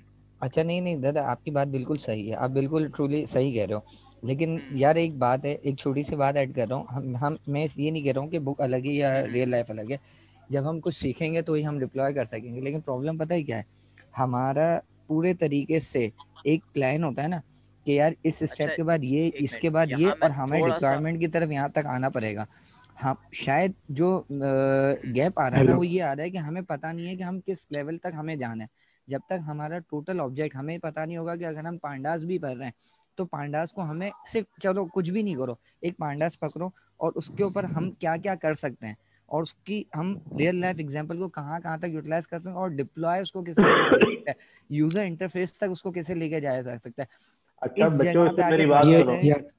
मेरी सर बात नासिर, सुनो, देखो। अस्सलाम वालेकुम। जी जी, अस्सलाम वालेकुम। वालेकुम अस्सलाम वालेकुम सलाम। सर। सर एक बात बोलो सर। जी जी बोले। Sir like as far as knowledge is concern, तो लाइक हमारा सरफेस नॉलेज तो है, मतलब हमने बुक पढ़ी है जो भी है, तो लाइक अगर कोई प्रोजेक्ट्स अगर हम करते भी हैं स्टार्ट करना, तो हमें थोड़ा सा भी पुश चाहिए होगा। ऐसा नहीं है कि हम बिल्कुल वो चीज़ नहीं कर पाएंगे। तो मेरे ख्याल में तो सभी जी, कर पाएंगे अगर थोड़ा सा, अगर अपॉर्चुनिटी मिलेगी तो। मैं आपको इसमें एक चीज बताता हूँ कि अच्छा सर हम मैं थोड़ा सा बताऊं। हमेशा, जी बोले बोले। यार सर को अच्छा बोलने यार, दो भाई। यार सर को यार बोलने दो यार। चलो ठीक है ठीक है। अच्छा मैं इसमें ये बात कह रहा हूँ कि हम, या हमने देखा सरदिया भी काफी सीनियर आदमी हैं और सारे लोग जो है, और ये उनका एक्सपीरियंस भी है और हम भी इसी चीज को फॉलो करते हैं और ये बात समझ में भी आती है कि अगर आपको किसी चीज को पढ़ना है तो उसकी किसी एक किताब को पकड़ के पहले पूरा खत्म कर दें आप। ठीक है, जब आप एक बुक से एक्सपर्टीज ले लेते हैं ना, उस बुक की तमाम नॉलेज, या तमाम नहीं, मैं कहता हूँ 50-60% नॉलेज भी आपके पास 70% भी आ जाती है, अच्छी तरह से आ जाती है, तो फिर आप डाइवर्जन जो है ना अपना, उसकी रेफरेंस किताबों की तरफ जाएं। अच्छा, आप उस, क्योंकि वो आप पहली बार टॉपिक सब्जेक्ट पढ़ रहे होते हैं ना। अच्छा, एक तो बात ये है कि बुक, और ये जो हमारी जो कोर्स वाली बुक थी डीप लर्निंग वाली, इसके अंदर वाकई बड़ी प्रैक्टिकल एग्जाम्पल थी। आप यकीन करो कि आप कोई सी मशीन लर्निंग की एआई की बुक उठा दो और आप एक सफा पढ़ने के बाद बोलोगे ये तो कुछ समझ में नहीं आ रहा मुझे क्या हो रहा है। समझे, ये एक किताब इतनी शानदार थी, इतने टू द पॉइंट बात की थी, इसमें कोई उसने जो है ना बड़ी बड़ी मैथमेटिक्स और स्टैटिस्टिक्स जो है शामिल नहीं करी, डायरेक्ट प्रैक्टिकल एग्जाम्पल लिए, नेटवर्क्स बनाए और रन करके दिखाया और काम कराया, जस्ट जैसा डेवलपमेंट लेवल पे काम होता है। क्योंकि एल्गोरिदम लेवल पे हमें जानने की जरूरत नहीं है डेवलपमेंट लेवल के पीछे एल्गोरिदम कैसे काम कर रहा है। एक बड़ा अच्छा काम था। उसमें किसी लोगों ने कहा अभी जैसे कि भाई हम पढ़ तो लेते हैं, हमारी सरफेस नॉलेज होती है, सतही नॉलेज होती है, देखो उसमें आप लोगों की एक वीकनेस ये है कि आप लोग जो है जो कुछ पढ़ रहे होते हैं, ठीक है, उसके अंदर उसको अपने एफर्ट्स को मल्टीप्लाई नहीं कर रहे होते ऑन द स्पॉट। अच्छा ये मैं क्या कह रहा हूँ, जैसे इन्होंने कहा अभी पांडास का काम है, कैसे करें क्या करें, आपने पांडास पढ़ी हुई है, आप यकीन करो आपने पूरी पांडास पढ़ी हुई है, लेकिन आपने कभी भी कैगल से डाटा सेट उठा के उस पर पांडास अप्लाई नहीं करी। ठीक है, अच्छा ये करनी चाहिए, ये जरूरी नहीं है कि कोई टीचर ही, कोई मेंटोर ही आपको बोलेगा कि यार ये काम करो। जब आपका एक शौक है कि यार मुझे जो है ना डाटा एनालिस्ट, डाटा साइंटिस्ट बनना है, तो आप देखोगे यार कैसे काम हो रहा है, वहां पर नोटबुक्स डाटा सेट पे बनी बनाई पड़ी है, वही उठा लो, उसको कॉपी करो, तो आपको पता चलेगा यार इसमें तो बहुत सारी चीजें हम कर सकते हैं, इस फंक्शन को यूं भी यूटिलाइज कर सकते हैं, यूं भी कर सकते हैं, और आपको करेंटली ये पता चलेगा कि यार लेटेस्ट ट्रेंड मार्केट में जो है ना वो चल किस तरह, लोग किस चीज को ज्यादा जो है यूटिलाइज कर रहे हैं। आया भाई सारे लोग ही डीप लर्निंग में काम कर रहे हैं या कुछ मशीन लर्निंग फ्रेमवर्क भी काम कर रहे हैं। ठीक है, तो उससे आपकी नॉलेज बढ़ेगी। कम्युनिटी को ज्वाइन करो कि यार कोई डीप लर्निंग कम्युनिटी है, उस कम्युनिटी को ज्वाइन करो जहाँ डीप लर्निंग पढ़ने वाले, पढ़ाने वाले, रिसर्चर जो है ना सारे लोग हों, उस कम्युनिटी को ज्वाइन करो। ताकि देखो अच्छा इन सारी बातों का खुलासा ये है कि पहले, सबसे पहले जो है वो आपने टारगेट फोकस करना है अपना, कि मेरा टारगेट क्या है, मेरा एम क्या है। अगर एम क्लियर नहीं है तो फिर आप इसी तरह जो है ना जिग-जैग चलते रहोगे, कभी ये पढ़ते रहोगे कभी वो पढ़ते रहोगे। और जब आपने सोच लिया एक बार कि यार अब मुझे डीप लर्निंग में ही मास्टरी करनी है, मुझे डीप लर्निंग के ही प्रोजेक्ट करने हैं, मुझे सारी चीजें करनी, अभी हमने ये कंपनी के बारे में सोचा तो हमने ये नहीं कहा कि हम कोई सॉफ्टवेयर हाउस बनाएंगे, वेब डेवलपमेंट बनाएंगे और ये करेंगे, हम सिर्फ एआई के प्रोजेक्ट करेंगे और कोई सॉल्यूशन हम देंगे ही नहीं। तो टारगेट को अपने जहन में रख के फोकस करके उसकी तरफ बढ़ो। ठीक है ना, क्लियर। पहला स्टेप ये हो गया, अगला स्टेप ये हो गया। हमारे साथ ये होता है कि हम शुरू में बहुत ही ज्यादा मोटिवेटेड होते हैं, लेकिन आहिस्ता आहिस्ता जो है ना हम डीमोटिवेट होके इधर उधर चले जाते हैं। फिर हमें थोड़ा जोश आता है, हम थोड़े से मोटिवेटेड होते हैं, फिर चले जाते हैं। आपको करना ये चाहिए, अभी भी वो इतना कोई बुरा वक्त नहीं है, आपने अच्छा खासा पढ़ा हुआ है, सिर्फ चीजें भूल गए हैं या थोड़ा सा जो है ना वो आप पॉइंट से हट गए हैं। और डुअल 2 तरीकों पे चलेंगे तो परेशानी रहेंगे। अच्छा, कुछ लोग जो है ना वो एआई भी पढ़ रहे होंगे, कुछ लोग वेब डेवलपमेंट भी पढ़ रहे होंगे, कुछ लोग डेटाबेसेस भी पढ़ रहे होंगे। जब वो इस तरह से चलते हैं ना, पढ़ने से बना नहीं है, लेकिन अपने दिमाग को बड़ा क्लियर रखें कि what I have to be within 6 months, सही बात है, ये बिल्कुल सही बात है। कहाँ रीच करना है। लेकिन अगर आप कहेंगे नहीं यार, अगर डीप लर्निंग नहीं हुआ तो मैं वेब पढ़ लूंगा, वेब नहीं हुआ तो मैं डेटाबेस पढ़ लूंगा, इस तरह चलेंगे तो कुछ भी नहीं पढ़ पाएंगे। आप पढ़ें, लेकिन जो आपका फोकस, प्राइमरी फोकस है वो ये है कि मैंने मशीन लर्निंग इंजीनियर बनना है, डीप लर्निंग इंजीनियर बनना है। उसके लिए मुझे क्या क्या स्किल चाहिए वो आपको मालूम होनी चाहिए। कि मेरे आश्रय पे ना बैठे, अनीस भाई के आश्रय पे ना बैठे, या किसी और के आश्रय पे ना बैठे कि वो बताएगा तो हम करेंगे। नहीं यार, ये आपको सारी दुनिया की चीजें आप सर्च कर रहे हैं, इंटरनेट यूज कर रहे हैं, हर जगह आप होशियार हैं, हर मामले में होशियार हैं। Why don't you so clever in your studies कि भाई मैं इसका भी प्लान करके रखूं कि मुझे ये चीजें करनी है और उस टारगेट को अचीव करना है। उसके लिए रेलेवेंट कम्युनिटी ढूंढें, दोस्त बनाएं, सारे चीजों को जाएं देखें। तो इस तरह फिर रास्ता खुलता है, इस तरह रास्ता खुलता है, घर बैठ के और परेशान होके नहीं खुलता। ठीक है। अच्छा यार नासिर भाई, अनीस भाई, इतनी देर से मैं आप सबकी माशाल्लाह सुन रहा हूँ और सिर्फ बहस ये चल रही है कि करें कैसे ना, रियल वर्ल्ड अलग है, ऐसा कुछ भी नहीं है। आपने एक चीज़ सीखी है ना, उसको आप जितनी जगह या मुख्तलिफ प्रॉब्लम को सॉल्व करने के लिए इस्तेमाल कर सकते हैं, करें। मैं एक सिंपल सी एग्जांपल देता हूँ। आपने CNN का सीखा, CNN से कितने सारे आप मॉडल ट्रेन कर सकते थे, कैट एंड डॉग के ऊपर, ऑरेंज और एप्पल के ऊपर, इस तरह की बेशुमार चीज़ें थी। कि आप में से किसी एक ने ये काम किए कि रियल वर्ल्ड डेटा उठाया हो, उसको आपने वेक्टराइज किया हो, उसके ऊपर मॉडल आपने ट्रेन किया हो। तो जिंदगी भर एक्सक्यूज देना ये सबके लिए रहेगा, लेकिन हमें ये स्टेप लेना होगा कि आप जो भी सीखें ना, एक चीज़ सीखें, उस चीज़ से आप मैक्सिमम जितने सॉल्यूशन सॉल्व कर सकते हैं वो करें, कोशिश करनी। अच्छा, फिर बात करें तो डीप लर्निंग सिर्फ डीप लर्निंग नहीं है, रियल वर्ल्ड में हम बहुत सारी चीज़ों को सॉल्व कर रहे होते हैं। देखिए, मैंने डीप लर्निंग सीखी थी UBL में एज अ डेटा साइंटिस्ट। जब मैंने ज्वाइन किया, मैंने क्लस्टरिंग के ऊपर भी काम किया, मैंने क्या नाम है प्रोपेंसिटी मॉडल के ऊपर भी काम किया। तो जब आपके ऊपर चीज़ें पड़ती हैं ना, आपको पता होती हैं, तो आप बहुत सारी चीज़ें कर रहे होते हैं। तो आप जो मार्केट के अंदर प्लेस हैं लोग, उनसे कनेक्ट हों और उनसे कहें कि हमें कोई डेमो प्रोजेक्ट दें जिनके ऊपर हम वर्क करना स्टार्ट करें। जी अनीस भाई, ओवर टू यू। अच्छा, तो अब हम दोबारा आ जाते हैं फोकस पर कि हमारा हम जो स्टार्टअप कर रहे हैं उसमें हमारे पास ये एरिया ऑफ वर्किंग है जो आपने सामने देख लिया है। ठीक है। अच्छा, इसमें एक जो चीज़ मैं आप लोगों को बताना चाह रहा था कि भाई हो सकता है कि आपने जब डीप लर्निंग पढ़ ली हो तो आप में से कुछ लोग ऐसे हों जो इस एरिया पे काम नहीं करना चाहते हो, उनके लिए कोडिंग करना जो है वो प्रॉब्लम है, वो इस एरिया पे भी काम नहीं करना चाहते हो। ठीक है, वो इस एरिया पे भी काम नहीं करना चाहते हो, इस एरिया पे काम करना नहीं चाहते हो, लेकिन वो शायद इस एरिया पे काम करना चाहते हो। ठीक है, वो शायद इस एरिया पे काम करना चाहते हो, तो वो अपने स्किल्स जो हैं वो हमारे साथ शेयर कर सकते हैं कि सर मैंने जो है वो डीप लर्निंग पढ़ी हुई है, मुझे टर्मिनोलॉजी आती है, मैं समझ सकता हूँ कि CNN का मतलब क्या है। ठीक है, तो लेकिन मुझे कोडिंग करने में कोई इंटरेस्ट नहीं है, लेकिन मैं ये कर सकता हूँ कि आप मुझे एक प्रोजेक्ट देंगे अगर, तो मैं उसको टास्क में ब्रेक करके वो लोगों से काम करा सकता हूँ, उसको फॉलो अप ले सकता हूँ। ठीक है, और वो जब कंप्लीट हो जाए तो उसको फिनिश में डाल सकता हूँ। जब वो इनकम्प्लीट हो तो मैं लोगों से पूछ सकता हूँ कि भाई ये क्यों इनकम्प्लीट है, मैं उसके ऊपर अलर्ट रेज करा सकता हूँ, मैं उसके जो रीज़न है इनकम्प्लीट होने के वो सेटल कर सकता हूँ। मैं आपको ये बता सकता हूँ कि हमारा जो इस वक्त प्रोजेक्ट का करंट फ्लो चल रहा है उसमें हम कहाँ तक कितना जो है वो फिनिश कर सकेंगे। तो ऐसे लोग भी जो है वो हमारी टीम का हिस्सा बन सकते हैं। इसी तरह एक बंदा ये कहता है कि सर मुझे जो है ये वाला एरिया मेरा जो है वो बड़ा अच्छा है, मैं लोगों से आके मिल सकता हूँ, उनसे जाकर उनकी रिक्वायरमेंट एनालिसिस कर सकता हूँ और उसको मैप उनको आपसे जाकर मिलवा सकता हूँ और आप जो है वो उनको सोल्यूशन डिजाइन कर सकते हैं। ठीक है, इसी तरह जो है यहाँ पर जो है मैं एक चीज लिखना भूल गया, ये है कि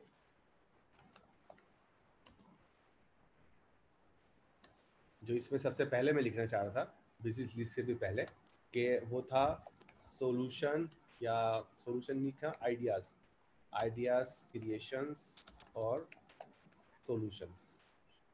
ठीक है, मिसाल के तौर पर कुछ लोगों को जो है वो ये होता है कि भाई उनसे कोडिंग वोडिंग नहीं होती, टीम भी मैनेज नहीं कर सकते, लेकिन वो नए नए आइडियाज़ लेकर आ सकते हैं कि सर हम ये भी कर सकते हैं कि एक कैमरा लें, उस कैमरे में से तस्वीर निकालें और उस तस्वीर की मदद से हम क्लासिफिकेशन करके बताएं कि इस रास्ते में या इस दुकान के ऊपर ख़वातीन ज़्यादा आती हैं या आदमी ज़्यादा आते हैं, और उसके बाद हम इस दुकान वाले को बताएं कि देखो यार अगर तुम हमारी ये सोल्यूशन ले लोगे तो तुम्हें ये आइडिया हो जाएगा कि तुम्हें कौन से लोगों के लिए चीज़ें ज़्यादा रखनी है या कौन से लोगों को फैसिलिटी ज़्यादा देनी है। मिसाल के तौर पर एक बंदे ने जो है वो एक फैमिली, एक रेस्टोरेंट ने जो है वो फैमिली हॉल बनाया हुआ है, उस फैमिली हॉल के अंदर उसने आधा फैमिली हॉल बनाया हुआ है और आधा जो है वो सिर्फ जेंट्स के लिए हिस्सा बनाया हुआ है। तो फैमिली हॉल की जो ऑक्यूपेंसी है वो हार्डली 60% रहती है, जबकि जेंट्स की जो ऑक्यूपेंसी है वो ओवर 100 हो जाती है। तो उसको चेंज करने की ज़रूरत है कि वो अपना फैमिली हॉल को रिड्यूस कर दे। अब इसके लिए हम उसको कैमरे वाली सॉल्यूशंस जो हैं वो दे रहे हैं, या उसी हिसाब से वो अपने जैसे मिसाल के तौर पर फैमिली हॉल में ज़्यादा रश लगा हुआ है तो वो लोगों को ज़्यादा डिप्लॉय कर सके। अब होगा ये कि आपका जो बॉस है वो अपने कैमरे की मदद से उसको अलर्ट देगा कैमरा कि भाई कहाँ पर जो है वो कस्टमर का रिटेंशन ज़्यादा है, वहाँ पर स्टाफ की ज़रूरत ज़्यादा है। इस तरह के वो आइडिया जो है वो हमें निकाल के दे और उन आइडियो के ऊपर हम काम करें। ठीक है सर, एक्सक्यूज मी सर, इसमें एक चीज़ ऐड करना चाहूँगा कि जैसे आपने आइडिया क्रिएशन की बात की, इसी तरीके से मेरे पास भी एक आइडिया था कि फ़ोन डिटेक्शन के लोग जैसे ऑफिस में होते हैं, एम्प्लॉयज़ फ़ोन यूज़ कर रहे होते हैं, तो उसके लिए कोई सोल्यूशन बनाया जाए। और उसके लिए मैंने एक सोल्यूशन योलो के ज़रिए, आपने क्लासिफिकेशन की बात की, CNN और योलो के थ्रू मैंने उसको बना भी लिया, तो अब वो माशाल्लाह से जो है अप्रूव्ड हो गया है। तो सर ये मैं एक एक्सपीरियंस शेयर करना चाह रहा था कि जैसे आपने बताया, बस तो सही है, जबरदस्त। अब जैसे आपका ये सॉल्यूशन है, आपका ये आइडिया है, ये ना सिर्फ उस फोन डिटेक्शन से है, जबकि हम इसको किसी नेक्स्ट लेवल पे भी लेके जा सकते हैं, या आप खुद भी नेक्स्ट लेवल पे जैसे जा सकते हैं कि यार आपने मैंने ये योलो पे कर लिया, अब नेक्स्ट लेवल ये हो सकता है कि आप जो है वो अपने टेलीफोन एक्सचेंज के अंदर एज अ राउटिंग सिस्टम के तौर पर ये यूज़ करें। मिसाल के तौर पर बंदे ने कॉल की, आप वो बंदा जो है बजाय ये कि कोई ऑपरेटर भेजे, वो बंदा जो है वो उसकी बात सुने और बात सुनने के बाद डायरेक्ट जो है वो उस बंदे के बाद भेज दे। अभी मैं एक बैंक में फ़ोन करता हूँ, वो मुझे 50 ऑप्शन देता है कि इससे बात करनी है तो ये दबाएं, इससे बात करनी है ये दबाएं, उससे बात करनी है वो दबाएं, उससे बात करनी है वो दबाएं। मैं आखिरी में जाकर ये दबाता हूँ, फिर वो कहते हैं अच्छा इससे बात करनी है ये दबाएं, इससे बात करनी है वो दबाएं। एक ये कि जी मैंने बोला कि यार मुझे जो है ना वो अपना बैंक का जो कार्ड है वो काम नहीं कर रहा। अब वो मेरी बात सुने और बात सुनने के बाद जो है वो ये भी समझ ले कि यार इसने उर्दू बोली है, तो उसको ये पूछने की जरूरत नहीं कि आपको इंग्लिश में बात करनी है उर्दू में बात करनी है, और ये भी समझ ले कि यार इसको जो है वो ब्रांच के किसी बंदे से बात करनी है, ये क्रेडिट कार्ड वाला बंदा नहीं है, तो वो मुझे वहां पे ले जाए, बोले यार 1 मिनट होल्ड करें, फटाक करके ले गया। तो अब मेरा और उस पूरे सिस्टम का 2.5 मिनट बच दिया। बाकी लोग हमारे साथ हैं, हम सिर्फ दोनों ही बहस कर रहे हैं, बाकी सो गए जाकर। सर एप्लीकेशन नहीं सर, सुन रहे हैं सर।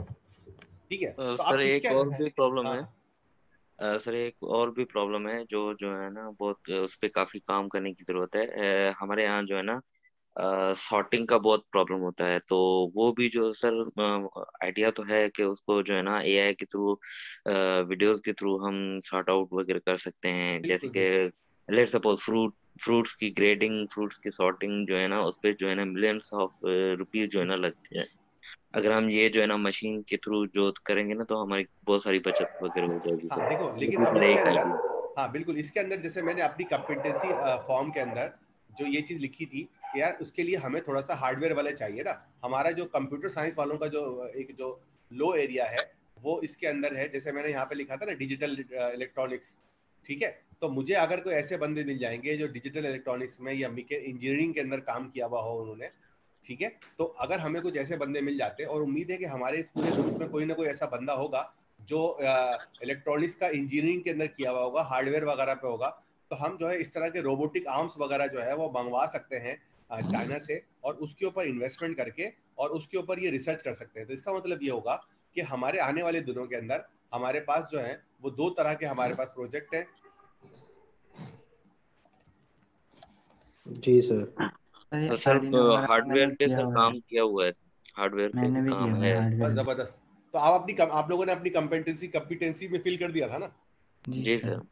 बस ठीक सर है। मैंने वो अच्छा, थोड़ा ऑब्जेक्ट डिटेक्शन भी किया था लैपटॉप पे कैमरे से, लेकिन उसमें ज़्यादा मुझे कमांड नहीं है। जैसे ठीक रास्पबेरी है। पाई देखो से इसके थोड़ा बहुत कमांड आहिस्ता आहिस्ता आती है। कभी भी कोई भी काम ऐसा नहीं होता। मिसाल के तौर पर अगर एक शख्स है, ठीक है, वो जो इस वक्त बोइंग 747 उड़ा रहा होगा, तो आपके ख्याल में उसने इसको कितना टाइम लगा होगा उसको बोइंग 747 उड़ाने के लिए? 3 साल। 4-5 साल का कोर्स होता है इसका पूरा। 3-4 साल का तो सर। इसके अंदर, और उसने सबसे पहले कौन सा जहाज उड़ाया होगा? छोटा वाला एयरक्राफ्ट बिना इंजन वाला। छोटा वाला ना, नहीं, जिसको सेसना कहते हैं मेरे ख्याल से, ट्रेनिंग के लिए यूज होता है। उसको डायरेक्ट 474, लेकिन अगर वो सेसना नहीं करता, वो 3 साल नहीं लगाता, तो वो 747 नहीं उड़ा सकता ना।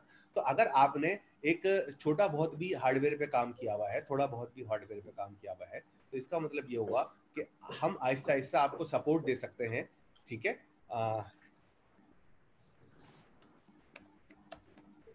मैं यहाँ लिख भी रहा हूँ।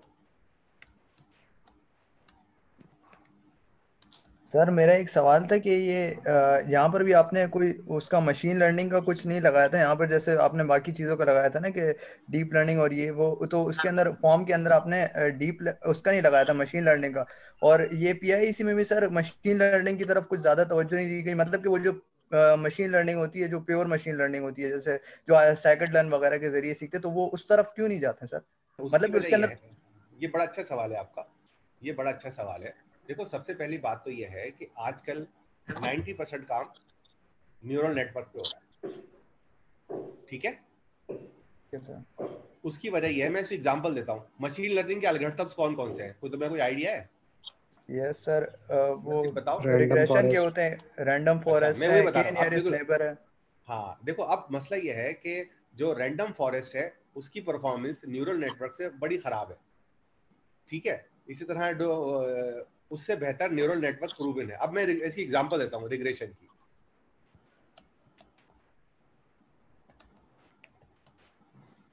आपको शायद पता होगा कि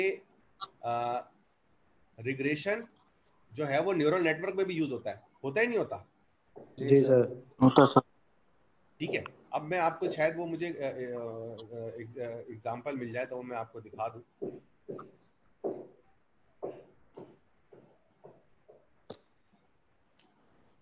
हाँ, ये आ गया ना, ये तस्वीर आपको नजर आ रही है?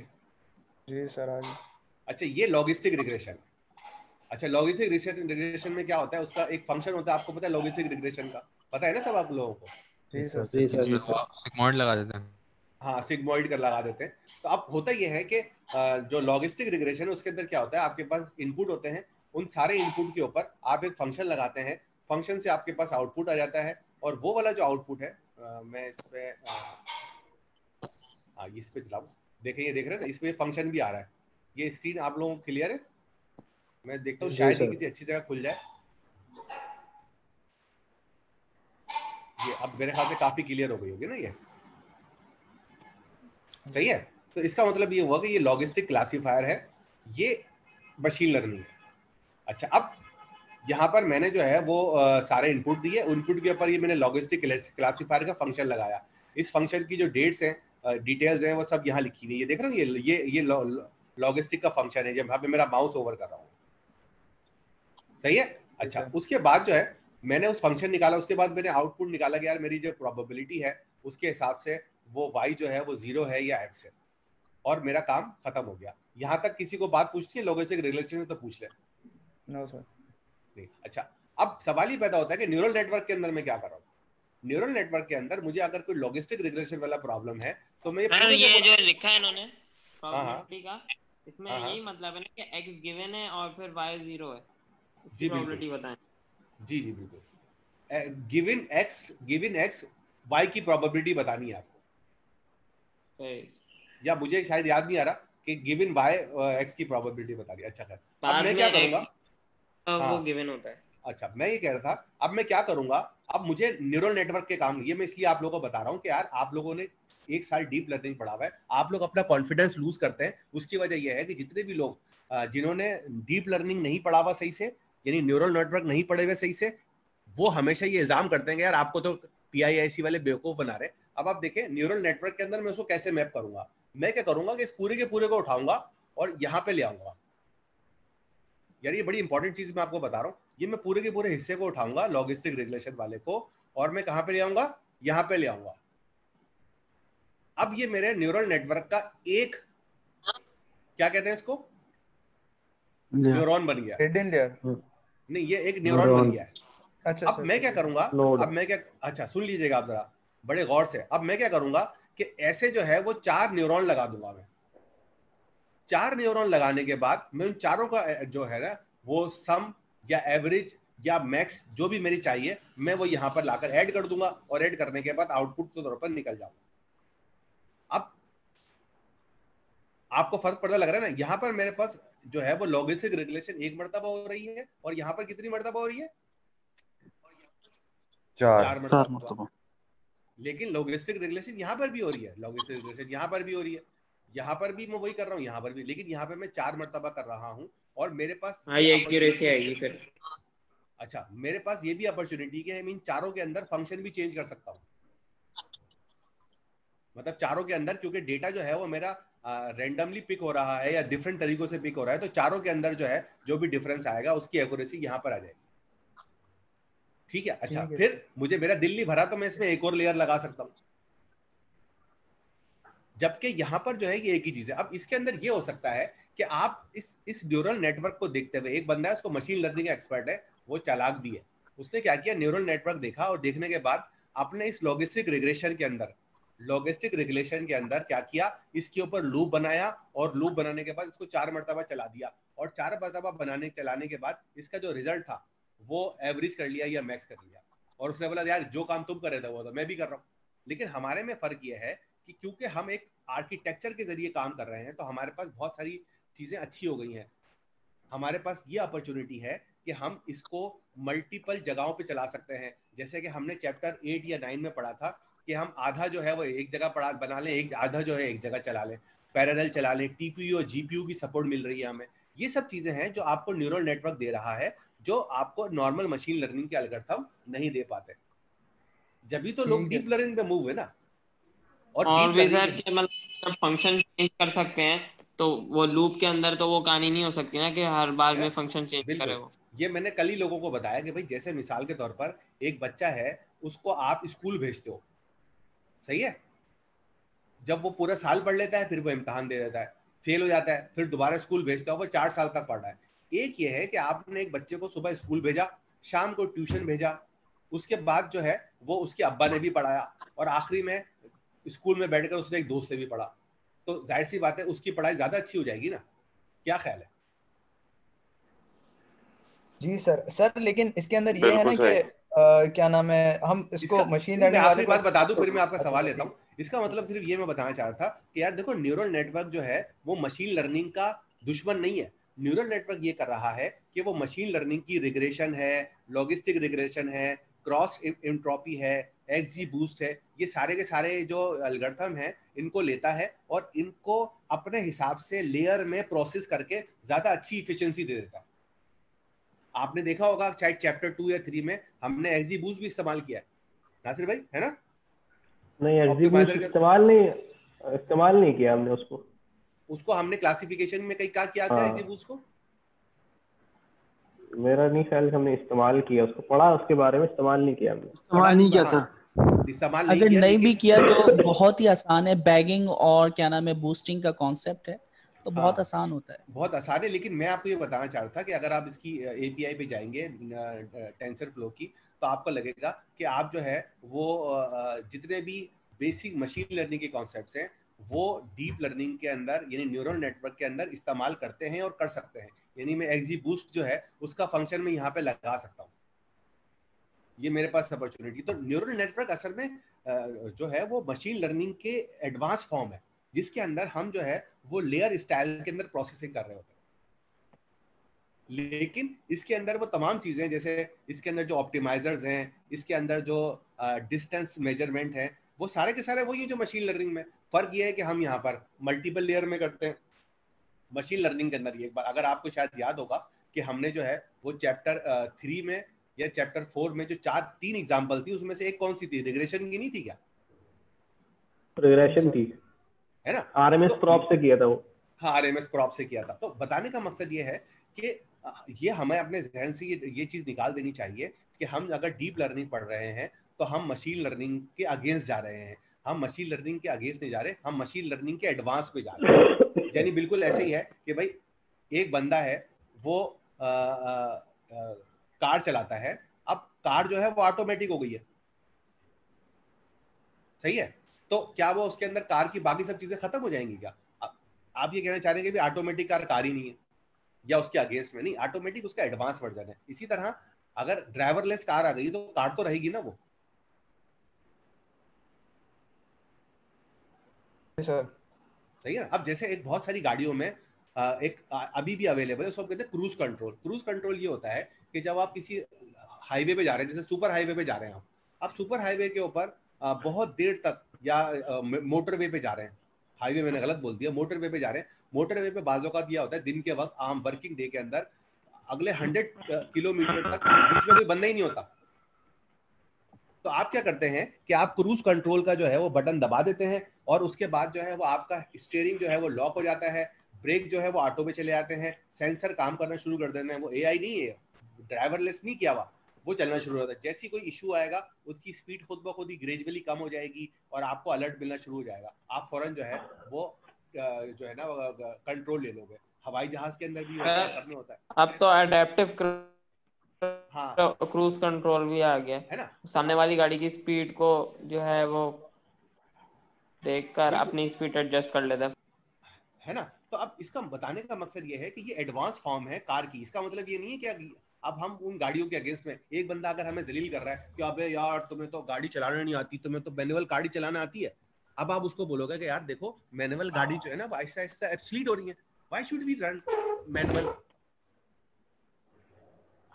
मतलब अगर कोई शख्स जो है वो एक गाड़ी का ड्राइविंग लाइसेंस लेने जाता है, आप याद रखिएगा, मेरी बड़ी इंपॉर्टेंट बात बता रहा हूँ मैं आपको, जब एक बंदा गाड़ी का लाइसेंस ले जाता है तो उसको वो 4 टास्क देते हैं। कहते हैं कि भाई गाड़ी मोड़ के बताओ, गाड़ी रिवर्स करो, गाड़ी पीछे लगाओ, गाड़ी को पार्क करो। वो ये नहीं बोलते कि यार गियर कौन सा लगा हुआ है इसमें, या क्या आपको गियर मैनुअल गियर लगाने आते हैं? आप मेरी बात समझ रहे हैं? असल चीज है कि हमें सॉल्यूशन पे जाना है, और सॉल्यूशन जो है अगर हमें न्यूरल नेटवर्क अच्छा दे रहा है तो हम डेफिनेटली न्यूरल नेटवर्क पे जाएंगे ना, और वो अच्छा दे भी रहा है तो फिर। और बाज़ जगह पर मेरे ख्याल से अगर आप वो किताब का चैप्टर नंबर 1 दोबारा पढ़ लें तो उसके अंदर ये चीज़ क्लियरली लिखी हुई है कि मैं आपको दिखाया था, क्योंकि ये बड़ा ही कोर कॉन्सेप्ट है।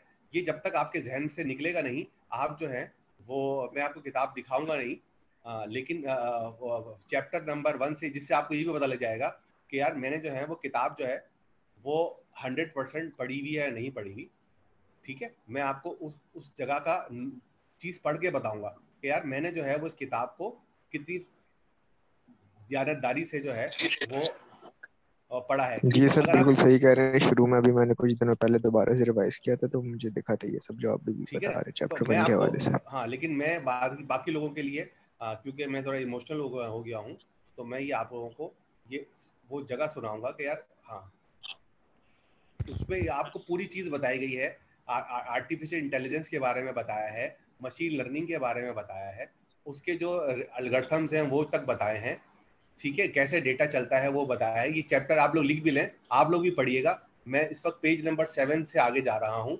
चैप्टर नंबर 1 है, page number 7 the deep in the deep learning है। ठीक है, और अरे क्वेश्चन था, 1 मिनट में आपका क्वेश्चन लेता हूँ। ये जो सवाल है ये मुझे आप लोगों के जहन से क्लियर करना ज़रूरी है। उसकी वजह यह है कि जितने भी लोग जो हैं वो इस पर न्यूरल नेटवर्क या डीप लर्निंग पढ़ रहे हैं, उनके ऊपर जो है वो, अच्छा मैं पता है कहाँ आ गया हूँ इस वक्त, पेज नंबर 14 है, ये आप लिख लें, ये आपके हमेशा काम आएगा। जब भी कोई बंदा आपको इस बारे में बोल रहा हो कि यार आपको तो मशीन लर्निंग नहीं आती, आप उसको बताएं कि यार डीप लर्निंग मशीन लर्निंग की एडवांस फॉर्म है, डीप लर्निंग मशीन लर्निंग की अगेंस्ट फॉर्म नहीं है। तो आप पेज नंबर 14 है किताब का, 1.2 नंबर पॉइंट है, और इसके अंदर वो आपको बताता है कि एक प्रोबेबिलिस्टिक मॉडल होता था जिसमें लॉजिस्टिक रिग्रेशन भी था, अर्ली न्यूरल नेटवर्क कैसे बने, और कर्नल मॉडल जो है वो कैसे हुए। ठीक है, इसके अंदर 1.24 पे decision tree, random forest, gradient boosting machine. एक मिनट अभी मुझे बोलने दो, ठीक है। अब दोबारा हम आए, अब उसमें देखे एक चीज में जिसपे आपको लेके जा रहा था कि इसके अंदर एक चीज है बड़ी जबरदस्त सी, मैं उसको दिखा दूंगा तो बस वहीं से फिर आगे निकल जाऊंगा।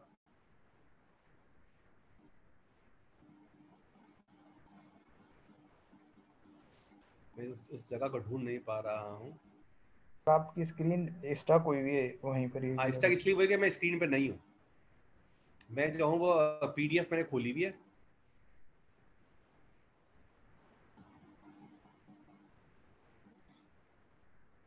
अच्छा, वो मुझे वो याद है, मैं अगर मैं उस जगह पे नहीं पहुंच पा रहा, लेकिन इसके आसपास है कि भाई अगर आपके पास न्यूरल नेटवर्क जो है, मिसाल के तौर पर अगर आपके पास छोटा मॉडल होता है वहां पर तो मशीन लर्निंग अच्छा परफॉर्म करती है, लेकिन अगर आप किसी जो है वो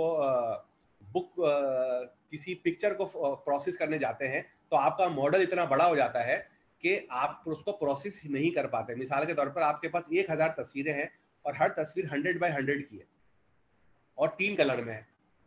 अब आप क्या करेंगे, कौन सा मॉडल लगाएंगे?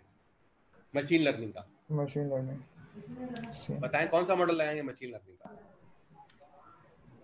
Sir CNN। सबसे पहले तो नहीं, CNN तो न्यूरल नेटवर्क है ना, मशीन लर्निंग का कोई बताओ। अच्छा, मशीन लर्निंग। यार अनीस भाई यहाँ पे एक चीज और मैं क्लियर करूँ, हम तो यानी इमेज के डेटा की बात कर रहे हैं ना, आप नॉर्मल टेबुलर डेटा की बात करें। मशीन लर्निंग के बहुत सारे एल्गोरिथम है जो कि 1 लाख डेटा को भी ऊपर भी लर्निंग अच्छी नहीं करते, यानी उसको वो बिठा देती है मशीन, उसका एल्गोरिथम बैठ जाता है, मशीन को हैंग कर देता है। तो हमने तो बहुत सारे भी इस्तेमाल किए हैं और लिटरली ये मेरा एक्सपीरियंस रहा है, जबकि डीप लर्निंग में ऐसा नहीं होता, आप मिलियंस ऑफ डेटा देते हैं और बहुत अच्छा परफॉर्म करता है। अच्छा, अब यहाँ पर जो है वो मैं आखिरी बात कहकर नेक्स्ट स्टेप पे जाना चाहता हूँ, वो ये है कि जितने भी लोग जो पुरानी चीजें जानते हैं ना, उनकी मैं ये वाली चीजें खा चुका हूँ गालियाँ। मैं जो हूँ 93-94 से ना कंप्यूटर फील्ड में हूँ। जिस जमाने में पहली मर्तबा जो मैंने एक प्रोजेक्ट, आप लोगों ने शायद नाम भी ना सुना हो, मैंने पहली मर्तबा जब विजुअल स्टूडियो पर काम करना शुरू किया जिसमें फॉक्स प्रो और विजुअल बेसिक 6 पे काम करते थे, तो उस वक्त जितने भी लोग जो डिस्क ऑपरेटिंग सिस्टम पे काम करते थे वो हमें बताते थे कि भाई इसका क्या फायदा है, हमें फायदा बताओ। जो काम आप विजुअल बेसिक और विजुअल फॉक्स प्रो पे कर लेते हो वो तो हम यहाँ डॉस पे भी कर लेते हैं, कोबोल में कर लेते हैं, क्या फायदा है फिर इस विजुअल फॉक्स प्रो का? लेकिन ग्रेजुअली क्या हुआ, वो मार्केट से वो आउट हो गए। इसी तरह मुझे एक साहब का याद है, जब मैं ओरेकल के अंदर पढ़ रहा था और ओरेकल पे काम कर रहा था, तो उन्होंने बाकायदा जो है वो एक किताब लिखी थी जिसमें बताया था कि भाई जो बंदा इस वक्त ओरेकल के ऊपर काम कर रहा है, ठीक है, वो सारा काम मैं उसको फॉक्स प्रो में करके दे दूंगा। ये उस बंदे का क्लेम था। लेकिन सवाल आहिस्ता आहिस्ता क्या हुआ, आपको पता है कि यार फॉक्स प्रो के जॉब रिक्वायरमेंट कितनी कम आती हैं और ओरेकल की रिक्वायरमेंट कितनी ज्यादा होती है। अभी थोड़ी देर पहले तक आपको पता होगा कि लोग जो थे वो ज्यादातर साइंटिफिक कंप्यूटेशन और एआई वगैरह के लिए मैटप्लॉटलिब इस्तेमाल करते थे। अब सब पाइथन पे आ गए। क्यों? तो बताने का मकसद ये है कि जितने भी लोग जो आगे नहीं जा पाते वो आगे वालों को जलील करते रहते हैं कि तुम्हें तो मैटप्लॉटलिब ही नहीं आती, तुम सिर्फ पाइथन जानते हो, पाइथन के अंदर तो मैटप्लॉटलिब चलती नहीं है, पाइथन तो स्लो है, पाइथन तो ये है, पाइथन तो वो है। लेकिन उनको ये अंदाजा नहीं हो रहा कि यार मैटलैब है, मैटलैब है। पाइथन जो है वो इस वक्त दुनिया की पॉपुलर तरीन लैंग्वेजेस में से एक बन गई है, मैटलैब वहीं की वहीं है। तो इसका मतलब है कि यार कुछ ना कुछ तो होगा ना। तो आप लोग इस चीज से बिल्कुल भी परेशान ना हो। सबसे अहम चीज है जो इसमें बताना चाह रहा हूँ, और वो ये है कि यार हमने जो है ना ये कोर्स डिजाइन किया ना, बड़ी छान फटक के किया है। कहीं पर भी कोई भी मसला हो हम सवाल पूछेंगे, हम आपको रीजन देंगे उसका। जैसे मैंने आपको बताया गया लॉजिस्टिक रिग्रेशन जो है हम न्यूरल नेटवर्क में इस्तेमाल कर लेते हैं, इसलिए हमने, इसका मतलब ये हुआ कि कम से कम न्यूरल नेटवर्क में रहते हुए लॉजिस्टिक रिग्रेशन और XG बूस्ट वाले, ये 2 एल्गोरिथम तो आप वैसे ही यूज कर लेंगे, बाकी फिर देखेंगे और जरूरत होगी तो उनको इस्तेमाल कर लेंगे। अच्छा आगे चलते हैं। तो हम जो है हाँ सर, लेकिन हमें साइकिट-लर्न तो वैसे भी सीखनी पड़ेगी। हम अभी ये साइकिट-लर्न दूसरी दफा मैंने देखी है, जो अभी हमारे पास AWS के अंदर बुक के अंदर आई है, लेकिन अभी हम लोग तो सिर्फ हम लोग छाप रहे हैं ना, बुक से कोड छापा है, वहाँ छापा, लेकिन अभी हमें पता ही नहीं है कि हो क्या रहा है, वो कैसे कर रहा है। देखो कि क्या तुम्हें साइकिट-लर्न के कोड समझने में कितनी मुसीबत हुई? साइकिट-लर्न के कोड कुछ भी नहीं होते हैं। जब हम टेंसरफ्लो के सामने मैं भी साइकिट-लर्न के देख रहा था, उसमें हम लोग इसमें इतनी सारी लाइनें लिखते हैं, वहां पर एक लाइन में बस पूरा का पूरा मॉडल डिफाइन हो जाता है। बिल्कुल बिल्कुल, लेकिन देखो वो बहुत आसान है सर। बिल्कुल आसान है, लेकिन मसला ये है कि जब कोई चीज आसान होती है तो उसके ऊपर कंट्रोल या उसकी जो फीचर्स हैं वो भी कम हो जाते हैं। जी सर, सही है। मिसाल के तौर पर नहीं सर, मैं वैसे नहीं कह रहा। हाँ, मैं आपको ये बताना सर, मैं वैसे नहीं कह रहा क्या। अच्छा जी सर, मैं अभी जो है वो आप लोगों को यही वाला काम देना चाह रहा था। असल में मसला ये है कि साइकिट-लर्न बहुत पुरानी लैंग्वेज है, सही है। टेंसरफ्लो जो है वो नई फ्रेमवर्क है, नया मार्केट में आया है, लेकिन मैं उस पूरे के पूरे मेरे पास टास्क है कि मैं वो साइकिट-लर्न को जो है वो उस पूरे के पूरे प्रोसेस को, डेटा प्रोसेसिंग के प्रोसेस को कन्वर्ट कर दूंगा पेंडास में या टेंसरफ्लो में, और कर सकता हूँ मैं।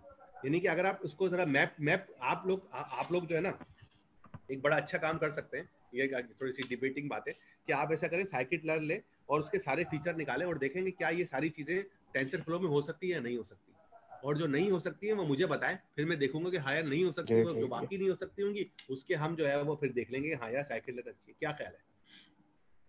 सर मोस्टली हो जाती है। ठीक है ना, इसका मतलब है कि साइकिट-लर्न हमारे लिए चैलेंज नहीं है, सही है, ये आपको ख्याल रखना है। लेकिन हमारे लिए मैं आपको बता दूं, हमें और भी है, पाईटार्च है, थियानोस है।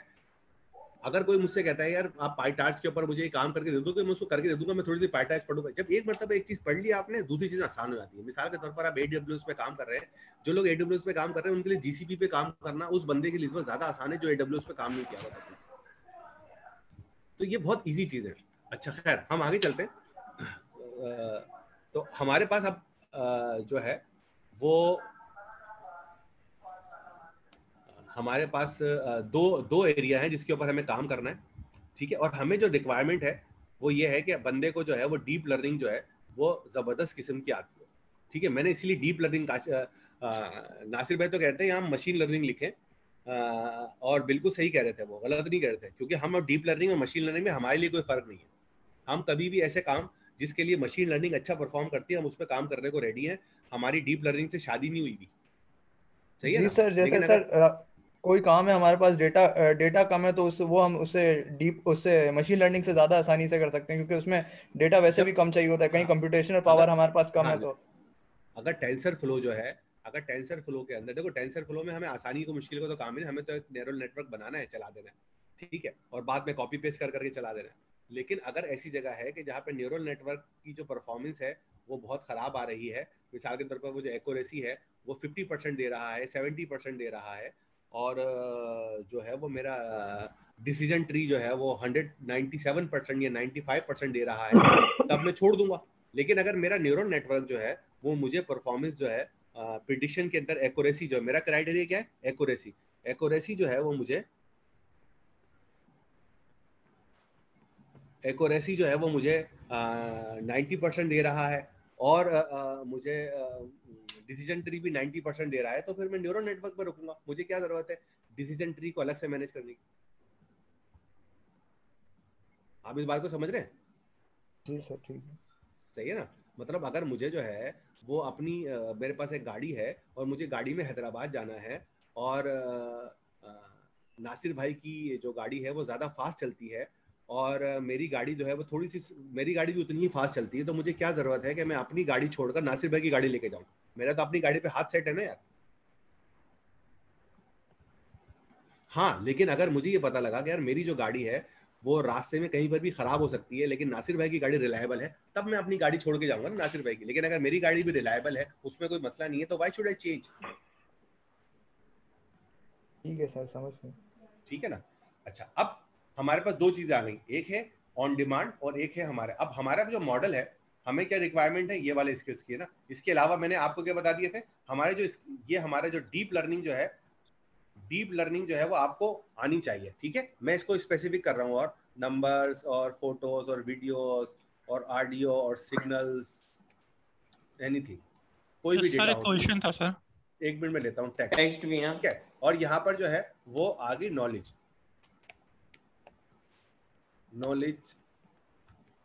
देखो मैंने यहाँ पे नॉलेज लिखा हुआ है, मैंने यहाँ पर प्रोग्रामिंग नहीं लिखा हुआ। इसका मतलब है कम से कम आपको डीप लर्निंग के बारे में एक एक चीज पता हो। यानी मैं आपसे बोलूँ यार ये काम कर दो, तो हो सकता है करने में आपको 2 दिन लगे, लेकिन आपको पता हो होता कैसे। जैसे अभी मैंने एक बंदे से बोला कि यार ये तस्वीर है, ये तस्वीर कैसे होगी, उसने फटाक से बोला यार CNN से होगी। मुझे पता है मैं उसको करने दूंगा, हो सकता है उसको 4 घंटे तक डेटा क्लींजिंग में लग जाए, लेकिन एटलीस्ट ही नोज दैट। आप मेरा पॉइंट समझ रहे हो? नहीं समझ रहे? जी सर समझ गया। हाँ, मतलब आपको पता हो कि कौन सी चीज कैसे होती है। अगर मुझे टेक्स्ट प्रोसेसिंग करनी है तो मुझे पता है कि आप मेरे लिए CNN से ज्यादा जो है वो रीलो और RNN वगैरह ज्यादा बेहतर है, तो ये मुझे पता है ना। LSTM वगैरह। हाँ, तो सर ये बताएं, हम ये डिटरमिन कर सकते हैं कि हमें मैक्स पूलिंग लगानी है या एवरेज पूलिंग लगानी है, या ये मतलब सिर्फ एक्सपीरियंस से ही पता चलता है? ये बिल्कुल हम पता कर सकते हैं, लेकिन हम इस पे एक्सपेरिमेंट से पता कर लेंगे। लेकिन मुझे याद आ रहा है उन्होंने बताया भी था कि आप मैक्स पूलिंग कब लगाते हैं और एवरेज पूलिंग कब लगाते हैं। सर आई थिंक ये हाइपर पैरामीटर ट्यूनिंग में आता है शायद, तो उसमें वो कहते हैं कि क्या नाम है, it's more than art, is something like that. उसमें वो कहते हैं कि साइंस से ज्यादा ये आर्ट है। मैं इसको सर मेरे ख्याल इसमें पैडिंग भी करनी होती है, कर्नल भी बनाता 3x3 का 5। लेकिन मेरे ख्याल है कि मैं जो हूँ ना वो वहां पर मैक्स पूलिंग ही ज्यादा हम यूज करते हैं, एवरेज पूलिंग हम रेयरली ही यूज करते हैं। मैं इसको दोबारा देखूंगा, ठीक है। मैं थोड़ा सा कंफ्यूज हूँ इस मामले में, उसकी वजह ये है कि मेरा ये ख्याल है कि एवरेज पूलिंग हम इस्तेमाल नहीं कर रहे होते। एवरेज पूलिंग सर लोकल ही होती है, एक तो फिर फायदा ग्लोबल क्या हुआ एवरेज पूलिंग होने का? ठीक है। अच्छा, अब हम आगे चलते हैं। ये हमारे स्किल सेट था कि आपको नॉलेज होनी चाहिए। अब उसके बाद जो है आपके पास इन स्किल्स में से कोई सा भी स्किल्स हो तो आपके पास होगा, तो you can join us. This is way हम आपसे कॉम्पिटेंसी ले रहे हैं। अब हमारा जो है वो एंगेजमेंट मॉडल क्या है, ठीक है। एंगेजमेंट मॉडल सर अगर इसमें से मल्टीपल स्किल्स हो, देखिए अगर इसमें से मल्टीपल स्किल्स हैं तो हम आपको ये मतलब इसमें ये हम देखेंगे कि यार आपके जो है वो सबसे ज्यादा डिजायर्ड स्किल क्या है, ठीक है। मेरा जो एंगेजमेंट मॉडल है वो है रैंकिंग का। मेरा सबसे ज्यादा जो मेरी सीनियर रैंकिंग है, जो नॉर्मली हर जगह होती है, हर सॉफ्टवेयर हाउस में होती है, हर इदारे में होती है, और वो क्या होती है,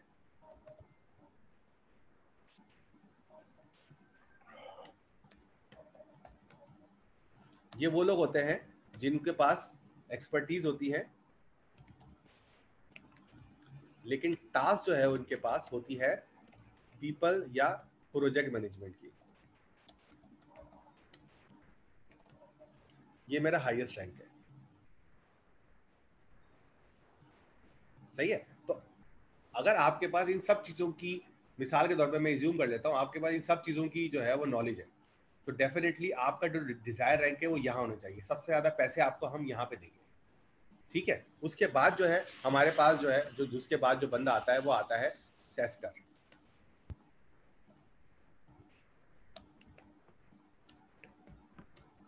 यहाँ पे मैं लिख भी लेता हूँ,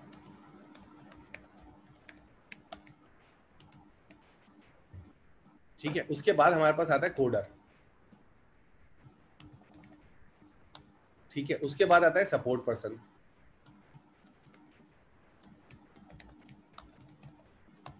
ठीक है। उसके बाद हम चले आते हैं कम्युनिकेशन में।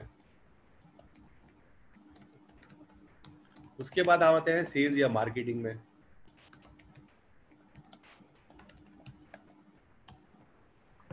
ठीक है।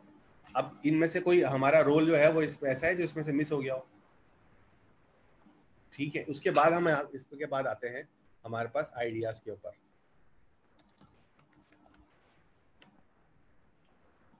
ठीक है। अब मिसाल के तौर पर एक बंदा, उसके पास आइडियाज हैं, सिर्फ आइडियाज हैं, ठीक है, तो वो हमेशा लोएस्ट रैंक के ऊपर रहेगा। लेकिन उसके बाद आइडियाज भी है और उसके पास कम्युनिकेशन स्किल भी है और वो कोडर और डेवलपर भी है, तो वो इस लेवल पे पहुंच जाएगा।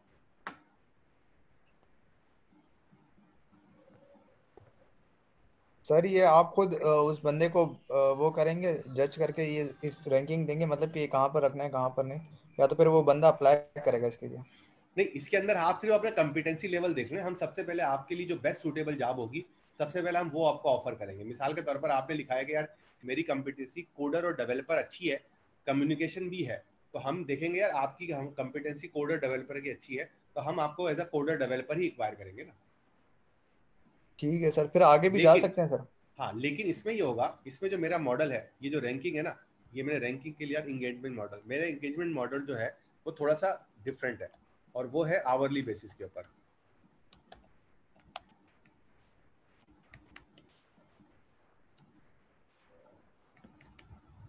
ठीक है, मिसाल के तौर पर आप जो है वो डेवलपर हैं, लेकिन आजकल जो है वो आप अपनी डेवलपमेंट से फारिग है, हमारे पास कोई प्रोजेक्ट नहीं है, प्रोडक्ट नहीं है, या आप अपनी जिस डेवलपमेंट पे काम कर रहे हैं, आपने कहा सर मैं इसकी डॉक्यूमेंटेशन भी खुद ही लिख दूंगा। इसका मतलब ये हुआ कि आपने 4 घंटे डेवलपमेंट की, उसके बाद आपने बोला सर मैं बजाय ये कि दूसरी डेवलपमेंट पे जाऊँ, मैं चाह रहा हूँ कि इसकी डॉक्यूमेंटेशन खुद लिख दूँ, तो आपने 2 घंटे जो है वो उसकी बिजनेस राइटिंग की। तो अब क्या होगा कि आपको 6 घंटे के पैसे मिलेंगे, लेकिन डेफिनेटली उन पैसों में डिफरेंस होगा। एक डेवलपर का अमाउंट होगा और 2 घंटे जो है वो आपकी कम्युनिकेशन के अमाउंट। सर ये जैसे आपने मैनेजर के लिए और लीड के लिए क्वालिटीज़ का बताया कि अगर एक बंदे के पास आइडियाज़ भी हैं, कम्युनिकेशन स्किल्स भी हैं और कोडिंग भी आती है, तो वो इस लेवल पर होगा। हो सकता है ये तीनों क्वालिटीज़ किसी के अंदर मौजूद हों, लेकिन मैनेजमेंट और लीड बनने की कभी हम पोजीशन में ना आए हों, तो हम तो कॉन्फिडेंट नहीं होंगे कि इस पोजीशन पर आकर हम इस चीज़ को प्रैक्टिस कर सकें मैनेजमेंट। हाँ बिल्कुल सही है। आपका जो स्टार्ट है वो तो नीचे वाले लेवल, हर किसी का स्टार्ट नीचे वाले लेवल से ही होता है ना। मतलब आप डेवलपर बनते हैं, आप उसके बाद क्वालिटी टेस्टिंग करते हैं, ठीक है। मैं टेस्टिंग को ऊपर इसलिए रखता हूँ डेवलपर से कि डेवलपर के अंदर आप अपना कोड लिख रहे होते हैं, जबकि टेस्टिंग के अंदर आप जो है वो दूसरे के कोड का टेस्ट करने का कोड लिख रहे होते हैं, तो ये ज्यादा मुश्किल है। समझ रहे इस बात को? यानी कि मैं जो हूँ वो आपके कोड को कम से कम पढ़े बगैर, मैं उसके फंक्शंस की बेस पर, एक्सपर्टीज की बेस के ऊपर मैं एक कोड लिख रहा हूँ कि यार ये वाला जो कोड है, ये मेरा कोड दूसरे के कोड को जाके चेक करेगा और देखेगा उसमें कहाँ कहाँ गलतियाँ हैं और वह गलतियों को आइडेंटिफाई करेगा। तो इसका मतलब है कि मुझे ज़्यादा एक्सपर्ट लेवल चाहिए डेवलपमेंट या कोडिंग का बनिस्बत जो एक आम कोडिंग कर रहा है। अब इसके अंदर ये भी हो सकता है कि एक बंदा ये बोले कि सर मैं इसकी कोडिंग भी खुद कर सकता हूँ, ये भी कर सकता हूँ, तो उसने जो है वो 1 घंटा जो है ये ऑटोमेशन वाली काम किया। अमूमन ये 70-30 का रेशो होता है, यानी कि अगर कोई 70% डेवलपमेंट होती है तो टेस्टिंग के लिए हमें उसका 30% टाइम चाहिए होता है। तो उसका कोडर डेवलपर जो है वो ये भी करेगा और साथ साथ में ये भी कर दूंगा, ठीक है।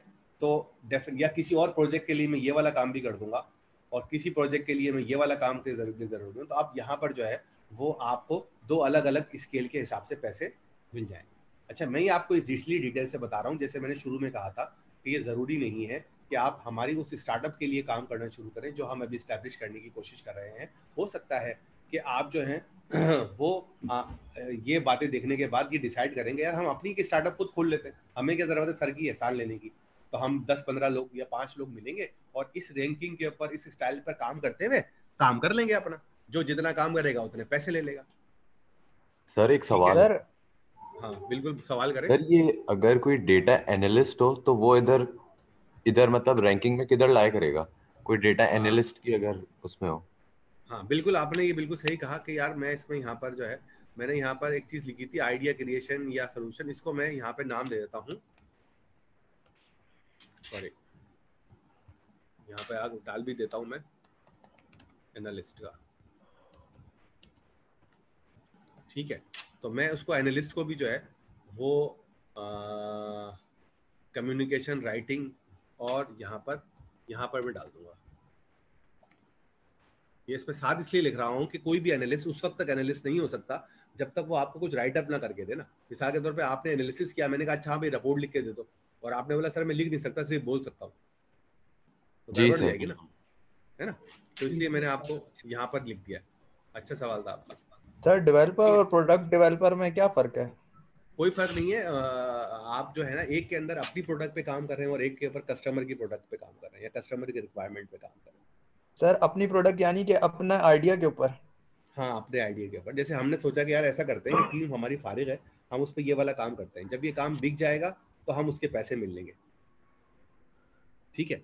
तो अब हम इसके अंदर हमने जो क्या है एक फार्मूला बनाया हुआ है जिसके ऊपर हम फर्दर काम कर रहे हैं। मैं आपसे मिसाल के तौर पर मैंने जो है वो ये लिया हुआ है कि भाई ये जो मेरा आइडिया क्रिएशन वाला है मेरे पास के पर है 0.5, ठीक है। ये उसको मैं दूंगा पर आवर।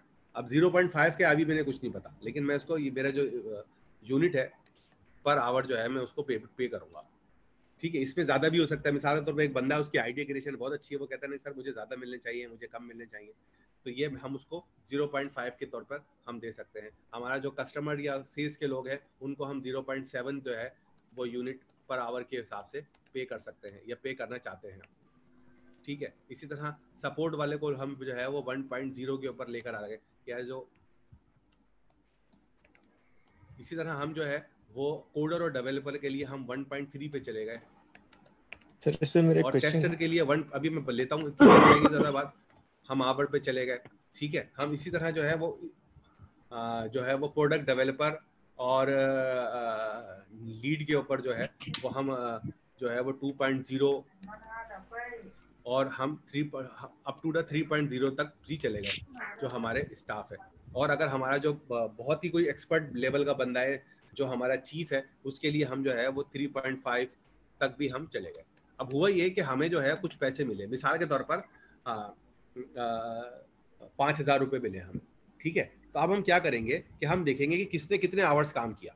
मिसाल के तौर पर एक बंदे ने इसके अंदर जो है वो 10 आवर्स काम किया, तो हम क्या करेंगे कि उसके जो यूनिट बन रहे हैं 10 आवर्स बन करेंगे उसको हम जो है वो डिस्ट्रीब्यूट कर देंगे उस 5,000 रुपये से।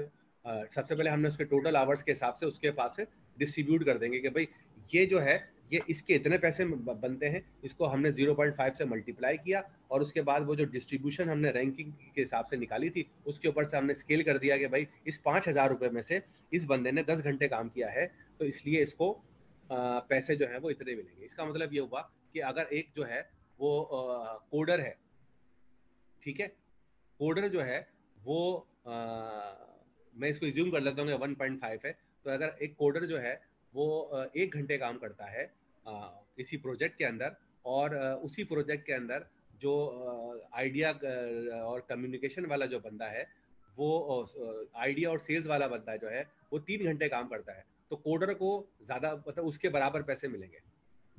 या आप बात समझ रहे हैं आप इस वाली बात को?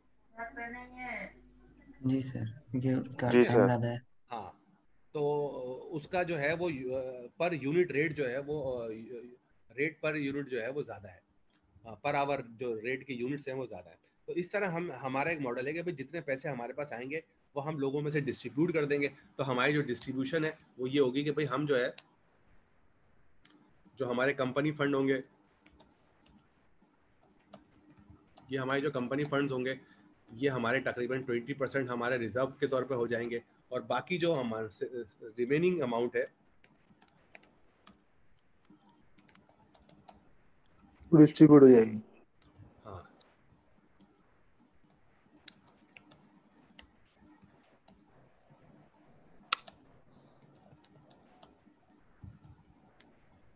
अब उसके अंदर किस टीम ने कितना काम किया हुआ। अच्छा, यहाँ पर भी कोडर भी डिफरेंट टाइप के होते हैं। मिसाल के तौर पर मैंने नासिर भाई को एक टास्क दिया कि नासिर भाई आपने इस पे 4 घंटे का ये काम है, ये आपको करना है।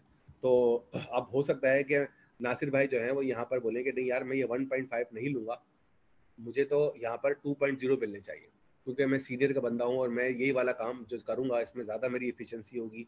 मेरे पास मतलब बाज़ वक़्त क्या होता है कि आप क्योंकि मुझे पता है कि यार अगर मैं नासिर भाई को 1.5 पे लेकर आऊँगा तो उसका या 1.3 पे लेकर आऊँगा तो नासिर भाई जो है वो बोलेंगे यार इससे बेहतर है मैं जाकर जो है ना सैलानी में 2 घंटे पढ़ा लूँगा, मुझे क्या ज़रूरत है ख्वारी करने की। And I need his expertise and I need his engagement, so I will pay him 2.0। तो ये एक नॉर्मल बिहेवियर है जो हम हर कंपनी के अंदर चल रहा होता है। समझ रहे हैं ना आप इस बात को? यानी अपवर्क के ऊपर भी कुछ लोगों के पैसे जो हैं वो 5.0 आवर्स होते हैं। तो वो वाली चीज़ भी हम अकोमोडेट करेंगे कि अगर कोई डेवलपर जो है वो बहुत अच्छा काम कर रहा है तो हम जो उसके रेट हैं, इंडिविजुअल रेट, ये तो अभी हमने एक जनरलाइज बात की है ना, हम उसके इंडिविजुअल रेट जो है, यहाँ पे मैं लिख भी देता हूँ,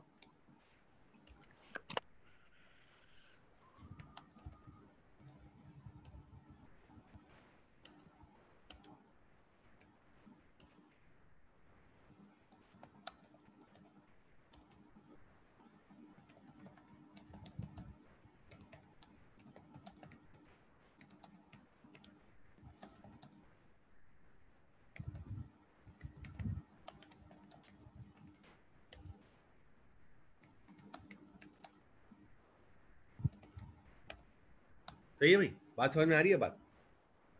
तो this is our engagement model, payment distribution model और वर्किंग एंड रिक्वायरमेंट।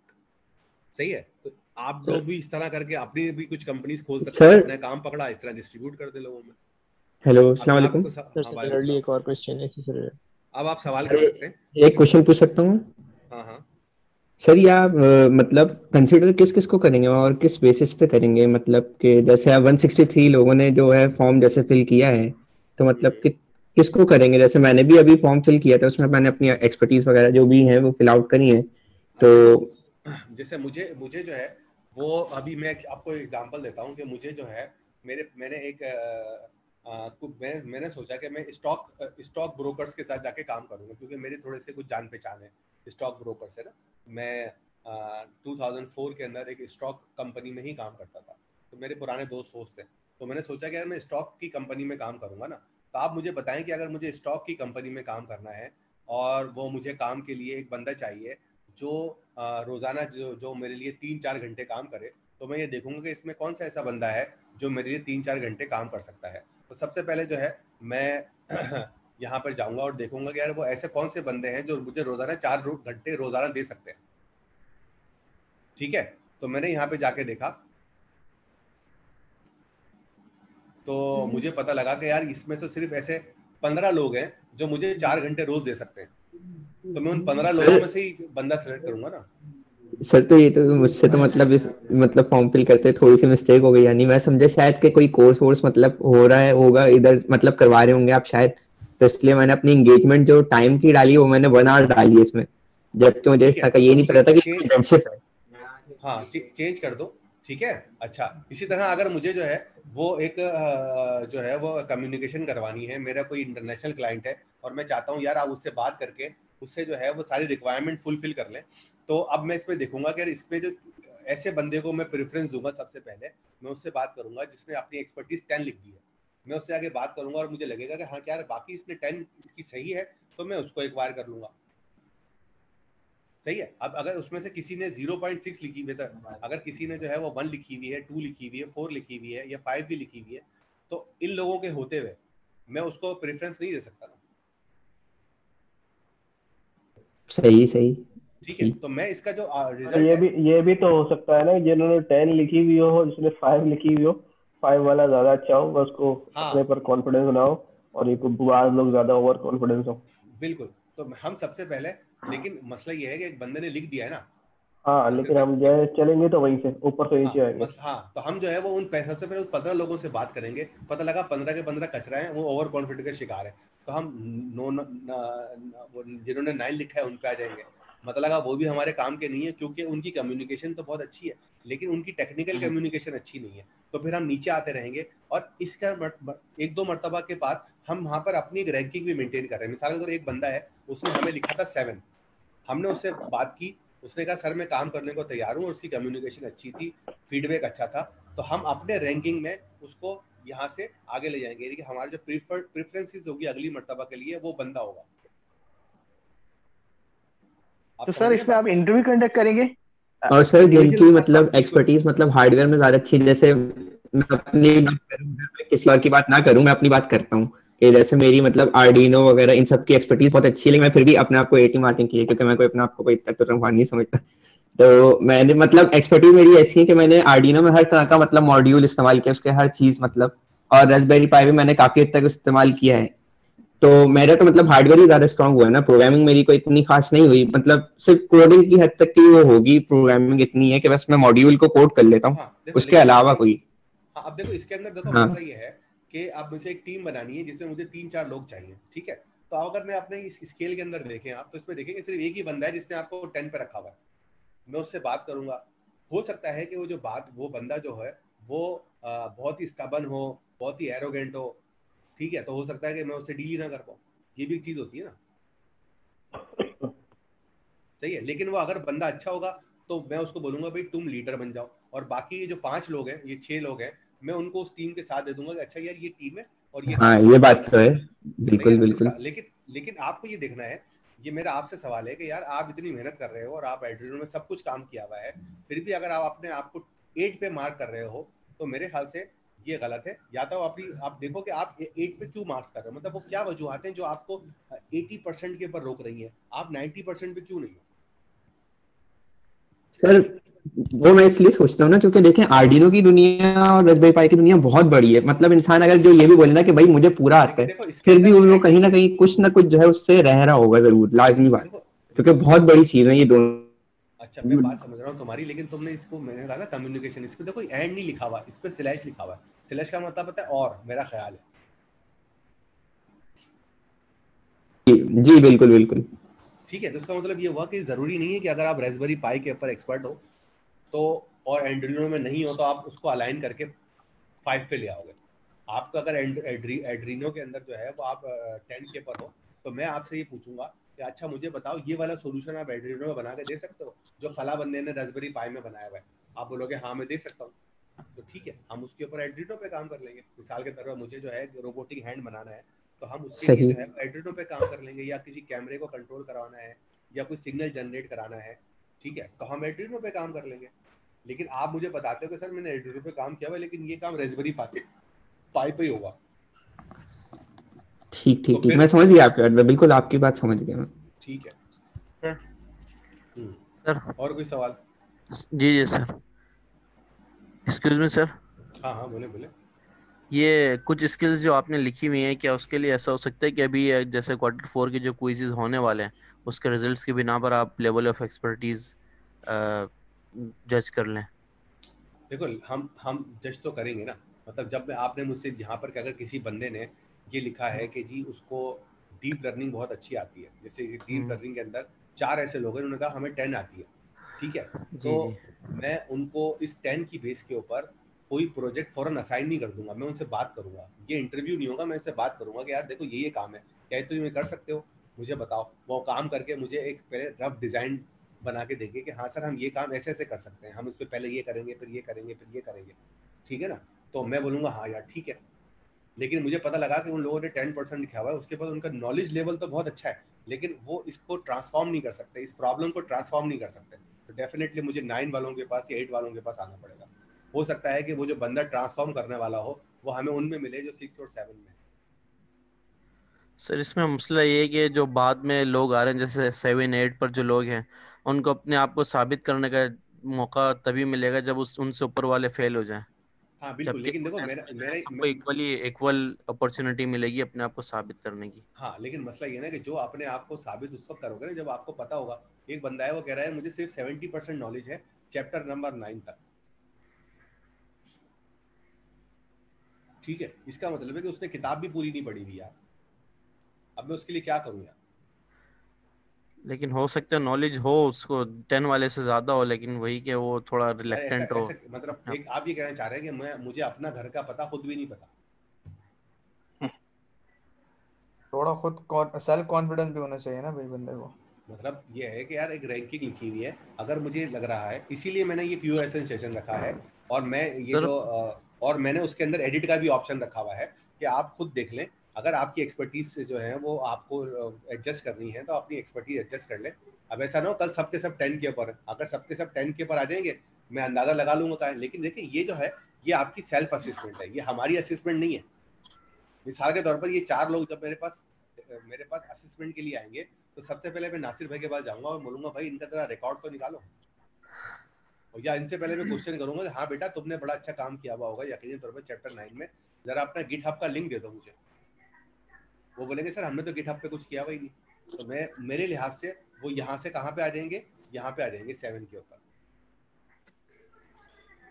अब मेरी बात सोचा, मतलब मैं आपसे, जो बंदा 10 के ऊपर है मैं उसके साथ 1 घंटा नहीं बिताऊंगा, मैं उससे 3 क्वेश्चन करूंगा, हो सकता है 1 भी ना करूं। मतलब वो नासिर भाई मुझे बता दें कि यार ये बंदा जो है ये सिर्फ फेंक रहा है, तो हम उसको साइड पे कर दें। तो हमारी रैंकिंग तो एज पर आवर कम्युनिकेशन, इस हमारी डिस्कशन और हमारे काम के हिसाब से आपकी अलग से रैंकिंग होगी। अभी जो हमारी रैंकिंग है वो सेल्फ असेसमेंट पर है। तो अगर जिसने यहाँ पर 7% लिखा है, सब बहुत अच्छी बात है। अगर किसी ने 1 लिखा है, ये भी बहुत अच्छी बात है कि यार एक बंदे ने ईमानदारी से जो है वो अपने आप को 1 पे लिखा हुआ है। लेकिन मैं एज अ टीचर उससे ये सवाल करना चाह रहा हूँ कि अबे यार तू 1 साल से टेंसर फ्लो पढ़ रहा है और बुक के 9 चैप्टर आपने पढ़ने हैं, ठीक है, और फिर भी 1 कर रहे हो, तो इखलाकी तौर पर तो उसे जो है वो सैलानी के 4th फ्लोर पर बुलाकर वहां से धक्का दे देना चाहिए यार। वो जो है वो Q4 में भी है, इसका मतलब है कि Q4 में आते हुए उसने डीप लर्निंग के कुछ तो टेस्ट तो दिए हुए होंगे ना। अगर शुरू के 4 चैप्टर के भी उसने टेस्ट दिए हुए हैं नासिर भाई, 4 चैप्टर के तो टेस्ट होते हैं ना। जी हाँ जी हाँ, है ना। अब 4 चैप्टर के टेस्ट जो है 9 में से 4 चैप्टर के टेस्ट दिए हुए हैं, ठीक है, तो वो मुझे बताओ, और उसने सारे पास भी किए हुए हैं, तो ये 1 पे कैसे हो सकता है यार? ये क्या ख्याल है? मतलब वो अगर 40 पे, यानी कि 4 पे रख दे, मैं समझ लूंगा कि हाँ उसने शुरू के 4 चैप्टर अच्छे पढ़े, मैं बाद में पढ़ना छोड़ दिया। लेकिन एक बंदे ने यहाँ तक आ गया, इसका मतलब है कि उसने 4-5 चैप्टर तो पढ़े हुए होंगे। तो जितने भी लोग जिन्होंने 1 पर से लेकर 4 तक अपने आप को, बल्कि 5 और 6 तक मैप किया हुआ है, उनको तो मैं अलग से बात करके उनको निकलवाऊंगा क्लास से ना। मतलब उनको सबसे पहले हायर किया जाएगा और फौरन ही फायर कर दिया जाएगा। सर ये भी तो हो सकता है कि सर जैसे मैं अपनी बात करूं सर, सर मेरा एक क्वेश्चन था, इसीलिए मैंने ये क्यूए सेशन इसलिए रखा हुआ है कि आप लोग अभी भी जाएं और अपना फॉर्म देखें, उसको एडिट करें और उसको सेट कर लें। सर मेरा एक क्वेश्चन है, लेट से किसी के पास रास्पबेरी पाई की थोड़ी बहुत स्किल्स है और इसको पाइथन की tkinter लाइब्रेरी यूज करने आती हो और इसकी वो GUI डेवलप कर सकता हो, तो क्या वो पॉसिबल है इसके लिए कि यहाँ पे वो अपनी स्किल्स को शो कर सके? नहीं देखो, पॉसिबल तो है, लेकिन आप बार बार थोड़ी बहुत कर रहे हो ना, तो वो मेरे लिए फिजिबल नहीं है ना। नहीं, आई मीन tkinter का आइडिया बहुत अच्छी तरह है। असल में tkinter जो है ना, tkinter जो है वो हमारा कोर जॉब है नहीं ना। अच्छा, सही है ना। तो जैसे मिसाल के तौर पर मुझे अगर फ्रंट एंड डेवलपर्स की जरूरत होगी तो वो कम होगी। मुझे AI, हमारा जो काम है उसमें AI हमें डालनी है, तो हमारी टीम के अंदर AI ज्यादा होंगे, डीप लर्निंग वाले ज्यादा होंगे। हाँ मुझे लगा अच्छा, दूसरी बात ये है कि मैं हमारी अप्रोच है कि हम जो है वो वेब API बना के देंगे लोगों को। तो इसलिए जो है वो जो डेस्कटॉप सॉल्यूशन है वो थोड़ा सा जो है वो एक लेस कंप्रोमाइज होगा। तो tkinter क्या नाम है, मुझे नाम ही लेना नहीं आता उसका। सर tkinter है, tkinter TKINTER। ठीक है, tkinter के लिए मैं आपको ये सजेस्ट करूंगा कि आपने tkinter पे बड़ा अच्छा काम किया हुआ है, तो आप अपनी इस नॉलेज को शिफ्ट करें रिएक्ट के ऊपर, ताकि आप अच्छा फ्रंट एंड बना सकें। राइट सर इसमें एक और सवाल मेरा ये भी है कि इसमें जितनी स्किल्स हैं उसमें ऐसा हो सकता है कि कोई बंदा एक स्किल में किसी एक स्किल में 10/10 हो, और कोई ऐसा बंदा भी हो सकता है कि जो 4-5 स्किल में 7/10 या 6/10 हो, यानी मिक्सचर हो 4-5 स्किल्स का, जिसमें एवरेज या फिर एवरेज से थोड़ा अबव हो, 100% ना हो। तो क्या ऐसे बंदे के लिए कोई गुंजाइश नहीं है जो देखो मल्टीपल स्किल्स की नॉलेज रखता है? मैंने आपको बताया मेरे पास गुंजाइश के लिए ना बहुत सारे सिनेरियोज हैं। पहला मेरा सिनेरियो ये है कि वो मेरे पास कितनी देर के लिए अवेलेबल है। मिसाल के बंदा है, वो उसकी डीप लर्निंग के अंदर या पाइथन के अंदर जो लेवल है वो है 7, लेकिन वो मेरे पास 6 घंटे के लिए अवेलेबल है और मुझे उससे 2 घंटे का काम लेना है। उसने बताया कि सर मैं 6 बजे से 12 बजे तक अवेलेबल होता हूँ 6 घंटे के लिए। तो हो सकता है कि मैं उससे भी काम लूँ या उससे पहले काम ले लूँ, उसको हम प्रोडक्ट डेवलपमेंट में डाल दें, क्योंकि अब उसके पास टाइम ज़्यादा है ना। लेकिन मैंने आपसे कहा कि ये आपकी जो असेसमेंट है ये सेल्फ असेसमेंट है। मैं जाकर उससे बात करूंगा तो मुझे अंदाजा हो जाएगा कि वो 7 पर है या 4 पर है। अगर वो 4 पे होगा तो मैं उसको बोलूंगा कि भाई पहले 7 पे आ जाओ, जब 7 पे आ जाओगे तो आगे बात होगी। जैसे अभी एक बंदा है, उसने मेरे को बोला कि यार मैं जो हूँ 10 पर हूँ डीप लर्निंग के। मैं बोलूँगा अच्छा क्या आप ये वाले काम कर सकते हो? वो बोलेगा नहीं ये वाले काम नहीं कर सकता। तो मैं बोलूँगा ठीक है बेटा, फिर आप जो है पहले ये वाले काम सीख लो, सही है, और फिर आ जाओ। अब मिसाल के तौर पे एक बंदा है, उसने मुझसे लिखा है कि मैं रोजाना 2 आवर्स दे सकता हूँ, सही है। तो मुझे लगा कि यार, और वो जो है वो यूनिवर्सिटी का स्टूडेंट भी है, उसके एग्जाम भी होने वाले हैं, उसको फाइनल ईयर का प्रोजेक्ट भी बनाना है। तो हो सकता है कि मैं उससे बात करने के बाद ये देखूं कि यार मैं उसको सजेस्ट करूं कि बेटा पहले अपनी जो है ना एजुकेशन कंप्लीट कर लो, फिर हम इसके ऊपर बात कर लेंगे। अब जैसे मेरा अपना बेटा है, वो मेरे घर पे रहता है और मेरे लिए हर वक्त अवेलेबल है। उसको उसके कंप्यूटर साइंस का सब्जेक्ट है A लेवल के अंदर, उसको पाइथन काफ़ी अच्छी आती है, लेकिन मैं उसको अपने किसी भी काम में इंगेज नहीं करता। उसकी वजह ये है कि उससे एग्जाम होने वाले हैं मई जून में। तो अगर मेरे पास कोई अप्रैल के अंदर कोई काम आएगा, मैं अपने बेटे को भी इंगेज नहीं करूंगा ना। मैं ये चाहूंगा कि यार वो अपना काम पहले अपनी एजुकेशन पहले कंप्लीट करे, उसको टाइम दे, उसके बाद आए ना आगे। क्या ख्याल है? अब इस तरह किसी बंदे की शादी होने वाली है तो मैं बोलूंगा ना शादी कर लो पहले, 2-3 महीने तक एंजॉय करो, फिर उसके बाद जब घर पे लड़ाई झगड़े शुरू हो जाए तो फिर आगे हमें ज्वाइन कर लेना। जी सर। क्यों नासिर भाई? बिल्कुल सही कह रहे हैं। आपने क्वेश्चन के अंदर deep learning with tensor flow के क्वेश्चन को 2 बार दिया हुआ है, इसका कोई खास रीजन है? यार वो मुझसे गलती से हो गया होगा। अच्छा सर एक क्वेश्चन था। हाँ सर मैं ये कैगल कंपटीशन एक कर रहा था, तो इसमें जो एक्सरे की फाइल है ये .decom फॉर्मेट के अंदर है। तो मैंने ये कैट्स एंड डॉग का डाटा सेट था, इसमें जो हमने फ्लो फ्रॉम डायरेक्टरी का कोड यूज़ करा है जनरेटर का, वो यहाँ पे इम्प्लीमेंट करता हूँ ना, तो वो .decom फॉर्मेट को सपोर्ट नहीं करता जनरेटर जो है। तो ऐसा कोई तरीका है सर? decom भी कोई फॉर्मेट होता है क्या? जी सर, एक्सरे फाइल्स हैं, आप चाहें तो मैं ये लिंक बड़ा आपने अच्छा सवाल किया। अब मिसाल के तौर पर मैं ये सवाल आपसे लोगों से करने वाला था। मिसाल के तौर पर ये जितने भी ये फॉर्मेट होते हैं ना, जैसे decom का फॉर्मेट है, ये है, इनको हमें ट्रांसफॉर्म करना पड़ता है numpy के एरे के अंदर। ये हम तस्वीरों में पढ़ चुके हैं। हाँ सर, ये काम तो मैंने करा है, ये काम तो मतलब सही मैंने है तो ना? हो रहा तो है। अब आपको क्या करना है कि आपको इंटरनेट पे जाना है। जैसे अभी मैं एक ऑडियो प्रोसेसिंग पे काम कर रहा था, तो मुझे पता लगा कि यार ऑडियो प्रोसेसिंग को कन्वर्ट करने के लिए फोरियर ट्रांसफॉर्मेशन एक एल्गोरिथम है, जिसकी वजह से हम उसको ट्रांसफॉर्म करते हैं numpy में। तो तुम्हारी क्या decom C वाली decom एक्सरे? नहीं सर, numpy पे कन्वर्ट करके तो हो रहा है, लेकिन डायरेक्ट जनरेटर काम नहीं कर रहा। नहीं, लेकिन ये कैसे हो सकता है बगैर numpy के? क्या हम बगैर numpy के कोई काम करते हैं क्या? सर मैं स्क्रीन शेयर करूँ? नहीं, आप मेरी बात नहीं समझ रहे। आज तक हमने जो डीप लर्निंग पढ़ी है उसमें कब ऐसा हुआ है कि हमने बगैर numpy के डेटा डायरेक्ट उठाकर उसका जनरेटर बना लिया? पहले उसको एरे में देते हैं सर। हाँ सर करते हैं ना, फ्लो फ्रॉम डायरेक्टरी यूज करते हैं, जनरेटर खुद कर देता है numpy एरे में। जनरेटर जब कर रहा होता है तो वो उसके पास उसकी मतलब डिकोडिंग की लाइब्रेरी होनी चाहिए। मैं आपका सवाल समझ रहा हूँ। तो अब मसला ये है कि जहाँ पर डिकोडिंग की लाइब्रेरी नहीं होगी तो आपको जो ये decom का जो एक्सरे फॉर्मेट है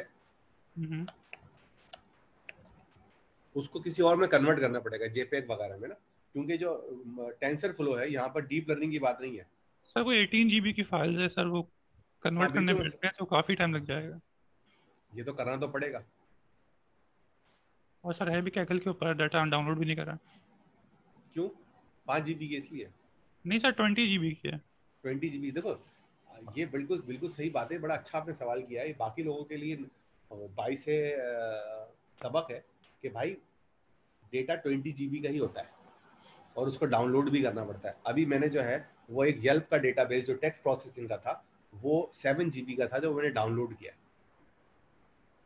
और उसके ऊपर काम भी किया। सर मेरा सिर्फ क्वेश्चन ये था कि अगर मैं उसको numpy एरे में कन्वर्ट करके डालूँ ना मॉडल के अंदर, तो फिर तो काम मेरा हो जाता है, लेकिन डायरेक्ट जनरेटर यूज नहीं होता। बस तो उसकी वजह यह है कि जो जनरेटर है वो आपके उस फॉर्मेट के से कंपेटेबल नहीं है। आपको हाँ, या तो आपको उस फॉर्मेट को कन्वर्ट करना पड़ेगा, DICOM को JPEG में किसी तरीके से कन्वर्ट करना पड़ेगा, या फिर उसको numpy पे लेकर आना पड़ेगा। और देख के मैं बता दूंगा, तो मुझे लिंक शेयर कर देना केगल वाला, फिर मैं तुम्हें देख के चैट में डाल देता हूँ। चैट में डाल देता हूँ। हाँ, मुझे तुम्हारे पास व्हाट्सएप है मेरा? जी सर है आपका। तो बस व्हाट्सएप में डाल दो, बल्कि ग्रुप पे डाल दो हमारे Q4 वाले में, बाकी लोग भी मैं सर चैट में डाल देता हूँ और आपको भेज देता हूँ। बस ठीक है, थैंक यू। ओके अच्छा जी, और कोई सवाल? और या हम इसको ड्रॉप ऑफ करें? अब मैंने आपको अपना स्कीम बता दिया, अपना आइडिया बता दिया, पेमेंट का बता दिया। अब इसमें ये होगा कि शुरू में हो सकता है जैसे हम लोग आजकल काम कर रहे हैं, फ्री में मुझे एक काम बात कर रहे हैं, बोलनी लेकिन थी। जैसे ही पैसे हमारे पास आते रहेंगे हम आपको उसके देते रहेंगे। सर मुझे एक बात बोलनी थी। सर जैसे कि मैं अपनी बात करूं कि मैं जो हूँ तकरीबन मैंने भी पहला प्री क्लियर किया, सेकंड भी क्लियर किया, थर्ड मतलब ये समझ लें कि ना थोड़ा पढ़ा थोड़ा नहीं, और मैंने पेपर दे दिए, क्लियर हो गया। लेकिन ये जो है मैं प्रैक्टिस में तकरीबन 8 महीने से प्रैक्टिस में नहीं हूँ, लेकिन मैं जो हूँ जॉब प्रोग्रामिंग की कर रहा हूँ दूसरी फील्ड्स की, जैसे लेवल हो गया, एक तो वर्डप्रेस की जॉब कर रहा हूँ ना। तो मैं जो है 8 महीने से ना मतलब चीज़ें तो पता है, लेकिन मैं प्रैक्टिस में नहीं हूँ। तो मेरी चीज़ें जो है ध्यान से दोबारा से निकल गई, तो मुझे प्रैक्टिस में आना पड़ेगा फिर से। हाँ, तो तो उसका मैं आसान तरीका ये है कि वो किताब लो, उसके सारे कोड दोबारा चलाओ, प्रैक्टिस में आ ठीक है, जाओगे, वीकेंड पे सही, बैठ जाया करो। देखो बात ये है ठीक। कि देखो इस वक्त देखो, तुम मुझे बताओ टाइम क्या हो रहा है?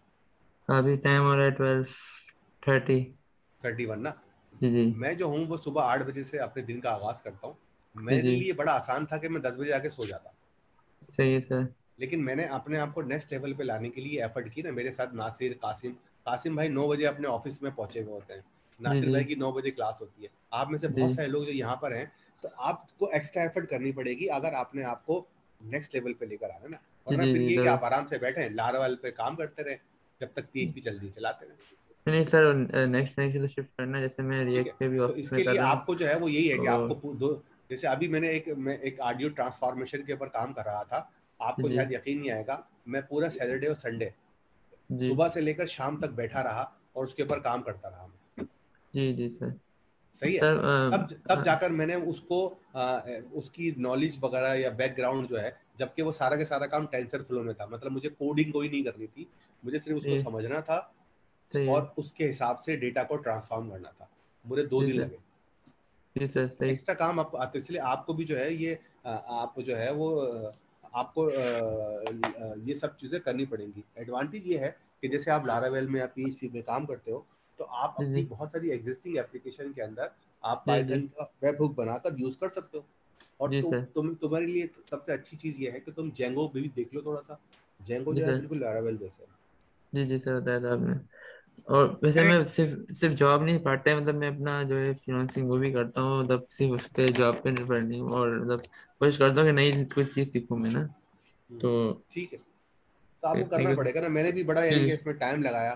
जी जी सर, अगर मैं नहीं लगाता, पाइथन पे रुक जाता जी जी सही सर। तो रुक ही तो जाता। जी सभी यही, सही हम सब यहाँ पर वही लोग हैं जो जो पिछले 1 साल से एफर्ट करके यहाँ आए हैं। कम या जी ज़्यादा सही। अलग बात है। अगर कोई बंदा यहाँ पर जो है इस स्क्रीन के हिसाब से यहाँ पर जैसे कुछ लोग जो हैं ये 1 के ऊपर भी हैं, जी सर, ये मैंने भी जो अपनी ठीक है, मतलब जो है लेकिन वो हफ्ता जो वो। 1 है मेरे लिहाज से, मैंने उनके ऊपर मैं ये नहीं कह रहा कि वो गलत है। मैं ये समझता हूँ कि ये 18 लोग भी उनसे तो बेहतर है जिन्होंने कुछ नहीं किया। ठीक जी है, सर, लेकिन एज अ टीचर मैं उनकी झाड़ पिलाने के हक में हूँ कि अबे गधो, जी ये सर सही बोले हैं। 1 साल के बाद तुम यहाँ पर हो तो क्या है। जी सर, वो तो ठीक है वैसे ना? है। सर जी सर। सर एक बात है, हाँ, जैसे सर मेरे पहला क्वार्टर था उसमें पाइथन थी बेसिक, उसमें मेरी जो परसेंटेज बहुत कम आई थी, तकरीबन 45 के करीब। फिर सेकंड क्वार्टर आया सर, उसमें फिर मैंने इम्प्रूव करी 60 के करीब, और थर्ड में सर मेरी 72 के करीब आई है। तो अच्छा मुझे अब बताओ कि तुमने इस जी वाले में सर। कहाँ पे लिखा है ये बताओ। इस वाले में तुमने क्या सेट किया था? किस वाले में सर? ये जो सवाल था इसमें तुमने रैंक क्या किया था अपना, 10 या 1? Deep learning with tensor flow. हाँ हाँ हाँ। सर इस पे मैंने 5 या 6 करा था, श्योर नहीं हूँ। क्यों? क्योंकि तुम देखो ना, अब तुम क्या करो, किताब दोबारा पढ़ो और देखो कि यार क्या तुम वाकई ये 5 या 6 पे हो। अगर तुम क्वार्टर 3 के अंदर आकर 78% लेकर आ रहे हो, तो तुम्हें ये सोचना चाहिए कि यार 72 तुम सर, 72। 70% लेकर आ रहे हो, तो तुम अगर 7 पे रख देते हो तो मैं समझ में आता है, डांट तो तुम्हें उस पर भी पड़ेगी कि यार 3 साल के बाद तुम सारे 7 के ऊपर आ रहे हो। लेकिन तुमने अपने आप को, जब तुम 70% तुम्हारा रैंक है और तुम अपने आप को 5 पे दे रहे हो, तो ये थोड़ा सा जस्टिफिकेशन में गलती है ना। जी सर, अब सर मैं रिकॉल भी कर रहा हूँ, पाइथन मैंने दोबारा से स्टार्ट करी है बस माशाल्लाह, ठीक है ना। उसमें भी तो सबसे पहले सब लोगों के लिए मैं यही कहूँगा कि आप लोग जो हैं वो थोड़ा सा अपने आप को अपडेट करें और इस कम्पिटेंसी फॉर्म को भी अपडेट कर दें। ठीक है? और कोई सवाल? कब से होगा? प्रोजेक्ट जो है वो स्टार्ट है। अब जैसे जैसे हमने कॉम्पिटेंसी का आपका डेटा ले लिया है तो हम आहिस्ता आहिस्ता लोगों से अप्रोच कॉल करके उनसे बात करना शुरू कर देंगे, ठीक है। और कुछ नई चीज़ें हम फ्लोट कर देंगे। जैसे मैंने आप सब लोगों को बोल दिया ना, आप सबसे पहला बेसिक काम आपको ये करना है कि आपको चैप्टर 9 तक की डीप लर्निंग 100% आनी चाहिए। जिसको 100% आती है उसके बाद फिर नेक्स्ट क्वेश्चन। और यहाँ पर नॉलेज बड़ी इंपॉर्टेंट है। मतलब नॉलेज का मतलब है यार वो कोड आप चला सकते हैं, इसका मतलब है काफ़ी है। मैं आपसे ये नहीं कह रहा कि यार कोई नई चीज़ जो है वो ट्रांसफॉर्म कर दें न्यूरल नेटवर्क में, वो एक अलग एक्सपर्टीज है। अगर किसी के पास होगी उसको तो अपनी कंपनी खोल के दे देंगे उसकी। कोड चलाना भी जो बेसिक्स, अगर बेसिक स्टार्ट करना हो तो ये डीप लर्निंग विद पाइथन से करें या दूसरी किसी बेसिक्स से अगर स्टार्ट करना है, जैसे नमपाई और रिवीजन के लिए नमपाई पांडास। यार मेरे ख्याल से अगर आप डीप लर्निंग की बुक भी पढ़ लोगे ना, सबसे पहले तो डीप लर्निंग की बुक करो रिवीजन के लिए। उसके अंदर आपकी नमपाई भी कवर हो जाएगी और आपकी डीप लर्निंग भी कवर हो जाएगी। उसके बाद फिर पैंडास जो है वो हल्का हो जाएगा, क्योंकि आपको शायद आइडिया नहीं है, आपने किताब सही से नहीं पढ़ी हुई। किताब के अंदर बाकायदा चैप्टर नंबर शायद 1 या 2 के अंदर नमपाई का पूरा ट्यूटोरियल है और बड़ा ही जबरदस्त है, मगर वो बच्चों के लिए नहीं है। ठीक है, थैंक यू सर। बीच में भी ज्वाइन कर सकते हैं ना कि हम लोग थोड़े लेट ज्वाइन कर लें? हाँ बिल्कुल, आप लेट ज्वाइन कर ले, लेकिन आपकी कोई ना कोई कॉम्पिटेंसी यार एक साल में कोई किया तो फिर इसका कोई नहीं सर, वो वही प्रॉब्लम हमारे पेपर्स वगैरह की प्रॉब्लम आ रही है। क्या कह रहे हो?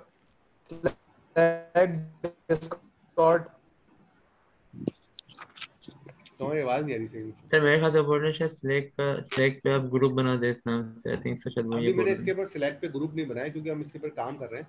हमारी ये कोशिश है कि हमारे पास कहीं से थोड़े से पैसे वैसे आ जाए तो हम एक स्लैक का या कोई अपना चैनल अलग से बना लेना, क्योंकि ये PIC का ऑफिशियल काम है नहीं।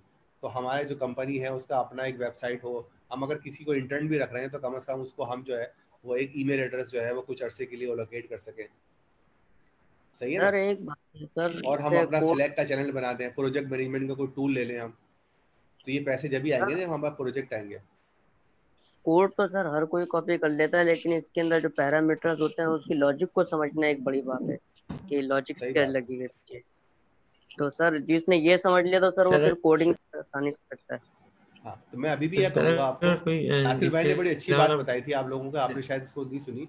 आप लोगों का, जिन लोगों को लगता है कि उनकी expertise level deep learning with tensor flow chapter 9 तक 7 या 8 है, उनको केगल के ऊपर जाकर जो प्रीवियस कंपटीशन है उनकी नोटबुक के अंदर डेटा समझना चाहिए और उसको इम्प्लीमेंट करने की कोशिश करनी चाहिए। चले सर, फिर हमें आप एक हफ्ता तो दें ताकि हम उस पर एक्सरसाइज करें, थोड़ा सा वर्कआउट हाँ ले लो यार। हमारे देखो हमारे पास जैसे जैसे काम आते रहेंगे हम आपसे अप्रोच करते रहेंगे, ठीक है। और उसके बाद जो है हम आपको साथ साथ गाइडलाइन भी दे देंगे। जैसे आज कम से कम आपकी आज की जो टाइम में आपको ये पता लगा कि यार अगर किसी को सोल्यूशन बना के देते हैं तो उसके अंदर ये नहीं है कि भाई डीप लर्निंग का कोड दिया और छाप दिया, ठीक है। आपको उसके लिए टेस्टिंग भी करनी है, उसके लिए जो है वेब API भी बनानी है, उसके लिए जो है वो बिजनेस प्लान भी देना है, उसके लिए कॉस्ट भी बना के देनी है बंदे को। एक बंदे के पास गया, बोले मैं आपका प्रोजेक्ट बना दूंगा, उसने कहा हाँ यार बना दो, ये लो डेटा, तो उससे कितने पैसे लोगे, कितना टाइम में बना के दोगे, ये वाला काम भी तो करना है ना आपको। सर सबसे पहले अपनी लॉजिक क्लियर करनी है कि लॉजिक क्या बनानी है। हाँ, लेकिन फास्ट करना है। आप लोग बहुत स्लो चल रहे हो। जिस तरीके से आप लोग मुझे बातें कर रहे हो, मुझे लग रहा है कि 1 साल के बाद आप वो जो 10 रिक्वायर्ड स्किल है जो एक सॉल्यूशन बनाने की जरूरत होती है ना, communication, project management, deployment, support, costing, इसमें 2 साल लग जाएंगे। तो सर ऑलराउंडर बनने में तो काफी टाइम लग जाएगा। ऑलराउंडर नहीं है, देखो ऑलराउंडर नहीं है, ये एक ही चीज के पार्ट है ना। मिसाल के तौर पर एक आदमी है, वो फौजी है, ठीक है, और वो जंग लड़ने जाता है, तो क्या होता है सर? सबसे पहले तो उसकी बेसिक ट्रेनिंग होती है कमांडो की, है ना। नहीं, मिसाल के तौर पर जैसे अमेरिकन मरीन्स की बात करता हूँ। अगर अमेरिकन मरीन्स जो हैं वो जंग लड़ने जाते हैं तो उनको वहाँ पे जाके जंग लड़ने का एक्सपीरियंस भी होता है, फिर पैराशूट से कैसे कूदना है वो भी पता होता है, फिर पैराशूट पे कैसे चढ़ना है वो भी पता होता है। साथ साथ उनको ये भी बताया जाता है कि यार अगर उनका वो या उनका साथी जख्मी हो जाए तो उसके जख्मों का इलाज कैसे करना है। समझ रहे हो बात? तो अब आप बोलो यार, मैं तो यार मरीन हूँ, मेरा काम ये नहीं है कि अगर कोई जख्मी हो गया तो मैं उसका इलाज करूँ या उसको इंजेक्शन घोप दूं। लेकिन अगर मैंने मूवीज में देखा है और मेरे ख्याल से ये रियलिस्टिक भी होता है, और अगर कभी खाने को नहीं मिल रहा तो खाना भी ढूंढ रहे हैं। लेकिन सर वहाँ पर भी विंग्स तो अलग अलग बने हुए होते हैं, कोई विंग्स अलग है, कोई विंग्स अलग है, हर किसी कोई के विंग्स अलग तो, हाँ बिल्कुल, हमारे पास भी विंग्स अलग है, लेकिन एक विंग्स को दूसरे काम तो आने चाहिए। मिसाल के तौर पर एक फौजी है, वो जख्मी हो जाए तो उसको अपनी भरम पट्टी करनी आनी चाहिए, नहीं आनी चाहिए? जी, वो हेल्थ के रिलेटिव फिर कोई आ जाता है उसमें सारे, ठीक है, एक्सपर्ट आता नहीं है उस वक्त, कोई भी नहीं होता। जब आप जंग लड़ रहे होते हैं तो उस वक्त हेल्थ का रिलेटिव नहीं होता, लेकिन आपको ये आना चाहिए। बाद में ये होता है कि जब आप जख्मी होकर हॉस्पिटल पहुंचते हो तो उनके पीछे विंग होते हैं, आपका इलाज विलाज होता है, ठीक है। लेकिन आपको कम से कम जो है वो थोड़ी छोटी चीज, इसका मतलब ये, हाँ, तो इसका मतलब ये हुआ कि अगर आप डेवलपर हैं तो इसका मतलब ये नहीं कि आप प्रोजेक्ट मैनेजर ही होंगे, लेकिन आपको प्रोजेक्ट मैनेजमेंट और टीम मैनेजमेंट और प्रोजेक्ट की प्लानिंग और कॉस्टिंग, ये सब चीजें आनी चाहिए। जी सर, उसको डिप्लॉय वगैरह कहाँ पे एरर्स आ रहे हैं, सब चीजों की समझ कुछ उनसे। अब उसके बाद आपकी एक्सपर्टीज है, आप जो है बोलते हो यार मुझसे कोडिंग नहीं होती, मैं प्रोजेक्ट मैनेजमेंट ही करूंगा, लेकिन आपको कोडिंग का आइडिया है तो आप प्रोजेक्ट मैनेजर बन जाते हैं और ये एनालिस्ट बन जाते हैं और कोडिंग नहीं करते। लेकिन आपको इतना आइडिया होता है कि आप कोडर को जाके पकड़ लेते हैं कि अबे बात सुनो, ये कोडिंग गलत की है तुम। बिल्कुल सर। या आपसे पूछ सकते हैं कि भाई बात सुनो, ये तुमने यहाँ पर एक्सजी बूस्ट क्यों लगाया हुआ है, एसपीएम क्यों नहीं लगाया? जी सर, मैनेजर जो होता है वो खुद भी मैनेज करता है, खुद भी आइडियाज देता है, इस तरह नहीं, इस तरह कर लो, इस तरह नहीं, सही है ना। तो आप एनालिस्ट भी बन सकते हैं। बहुत सारे लोग हैं, जैसे पाकिस्तान की जो क्रिकेट टीम है उसमें एनालिस्ट है। जी सर, तो वो एनालिसिस करके बताते हैं कि क्रिकेटर नहीं खेलना सही। जी सर, वही बात आ गई सर, विंग्स अलग को डाइवर्ट करेंगे, कोई विंग्स अलग है, ठीक कोई है। तो आज की जो हम जो सेशन है इसको हम यहीं पे ड्रॉप कर रहे हैं।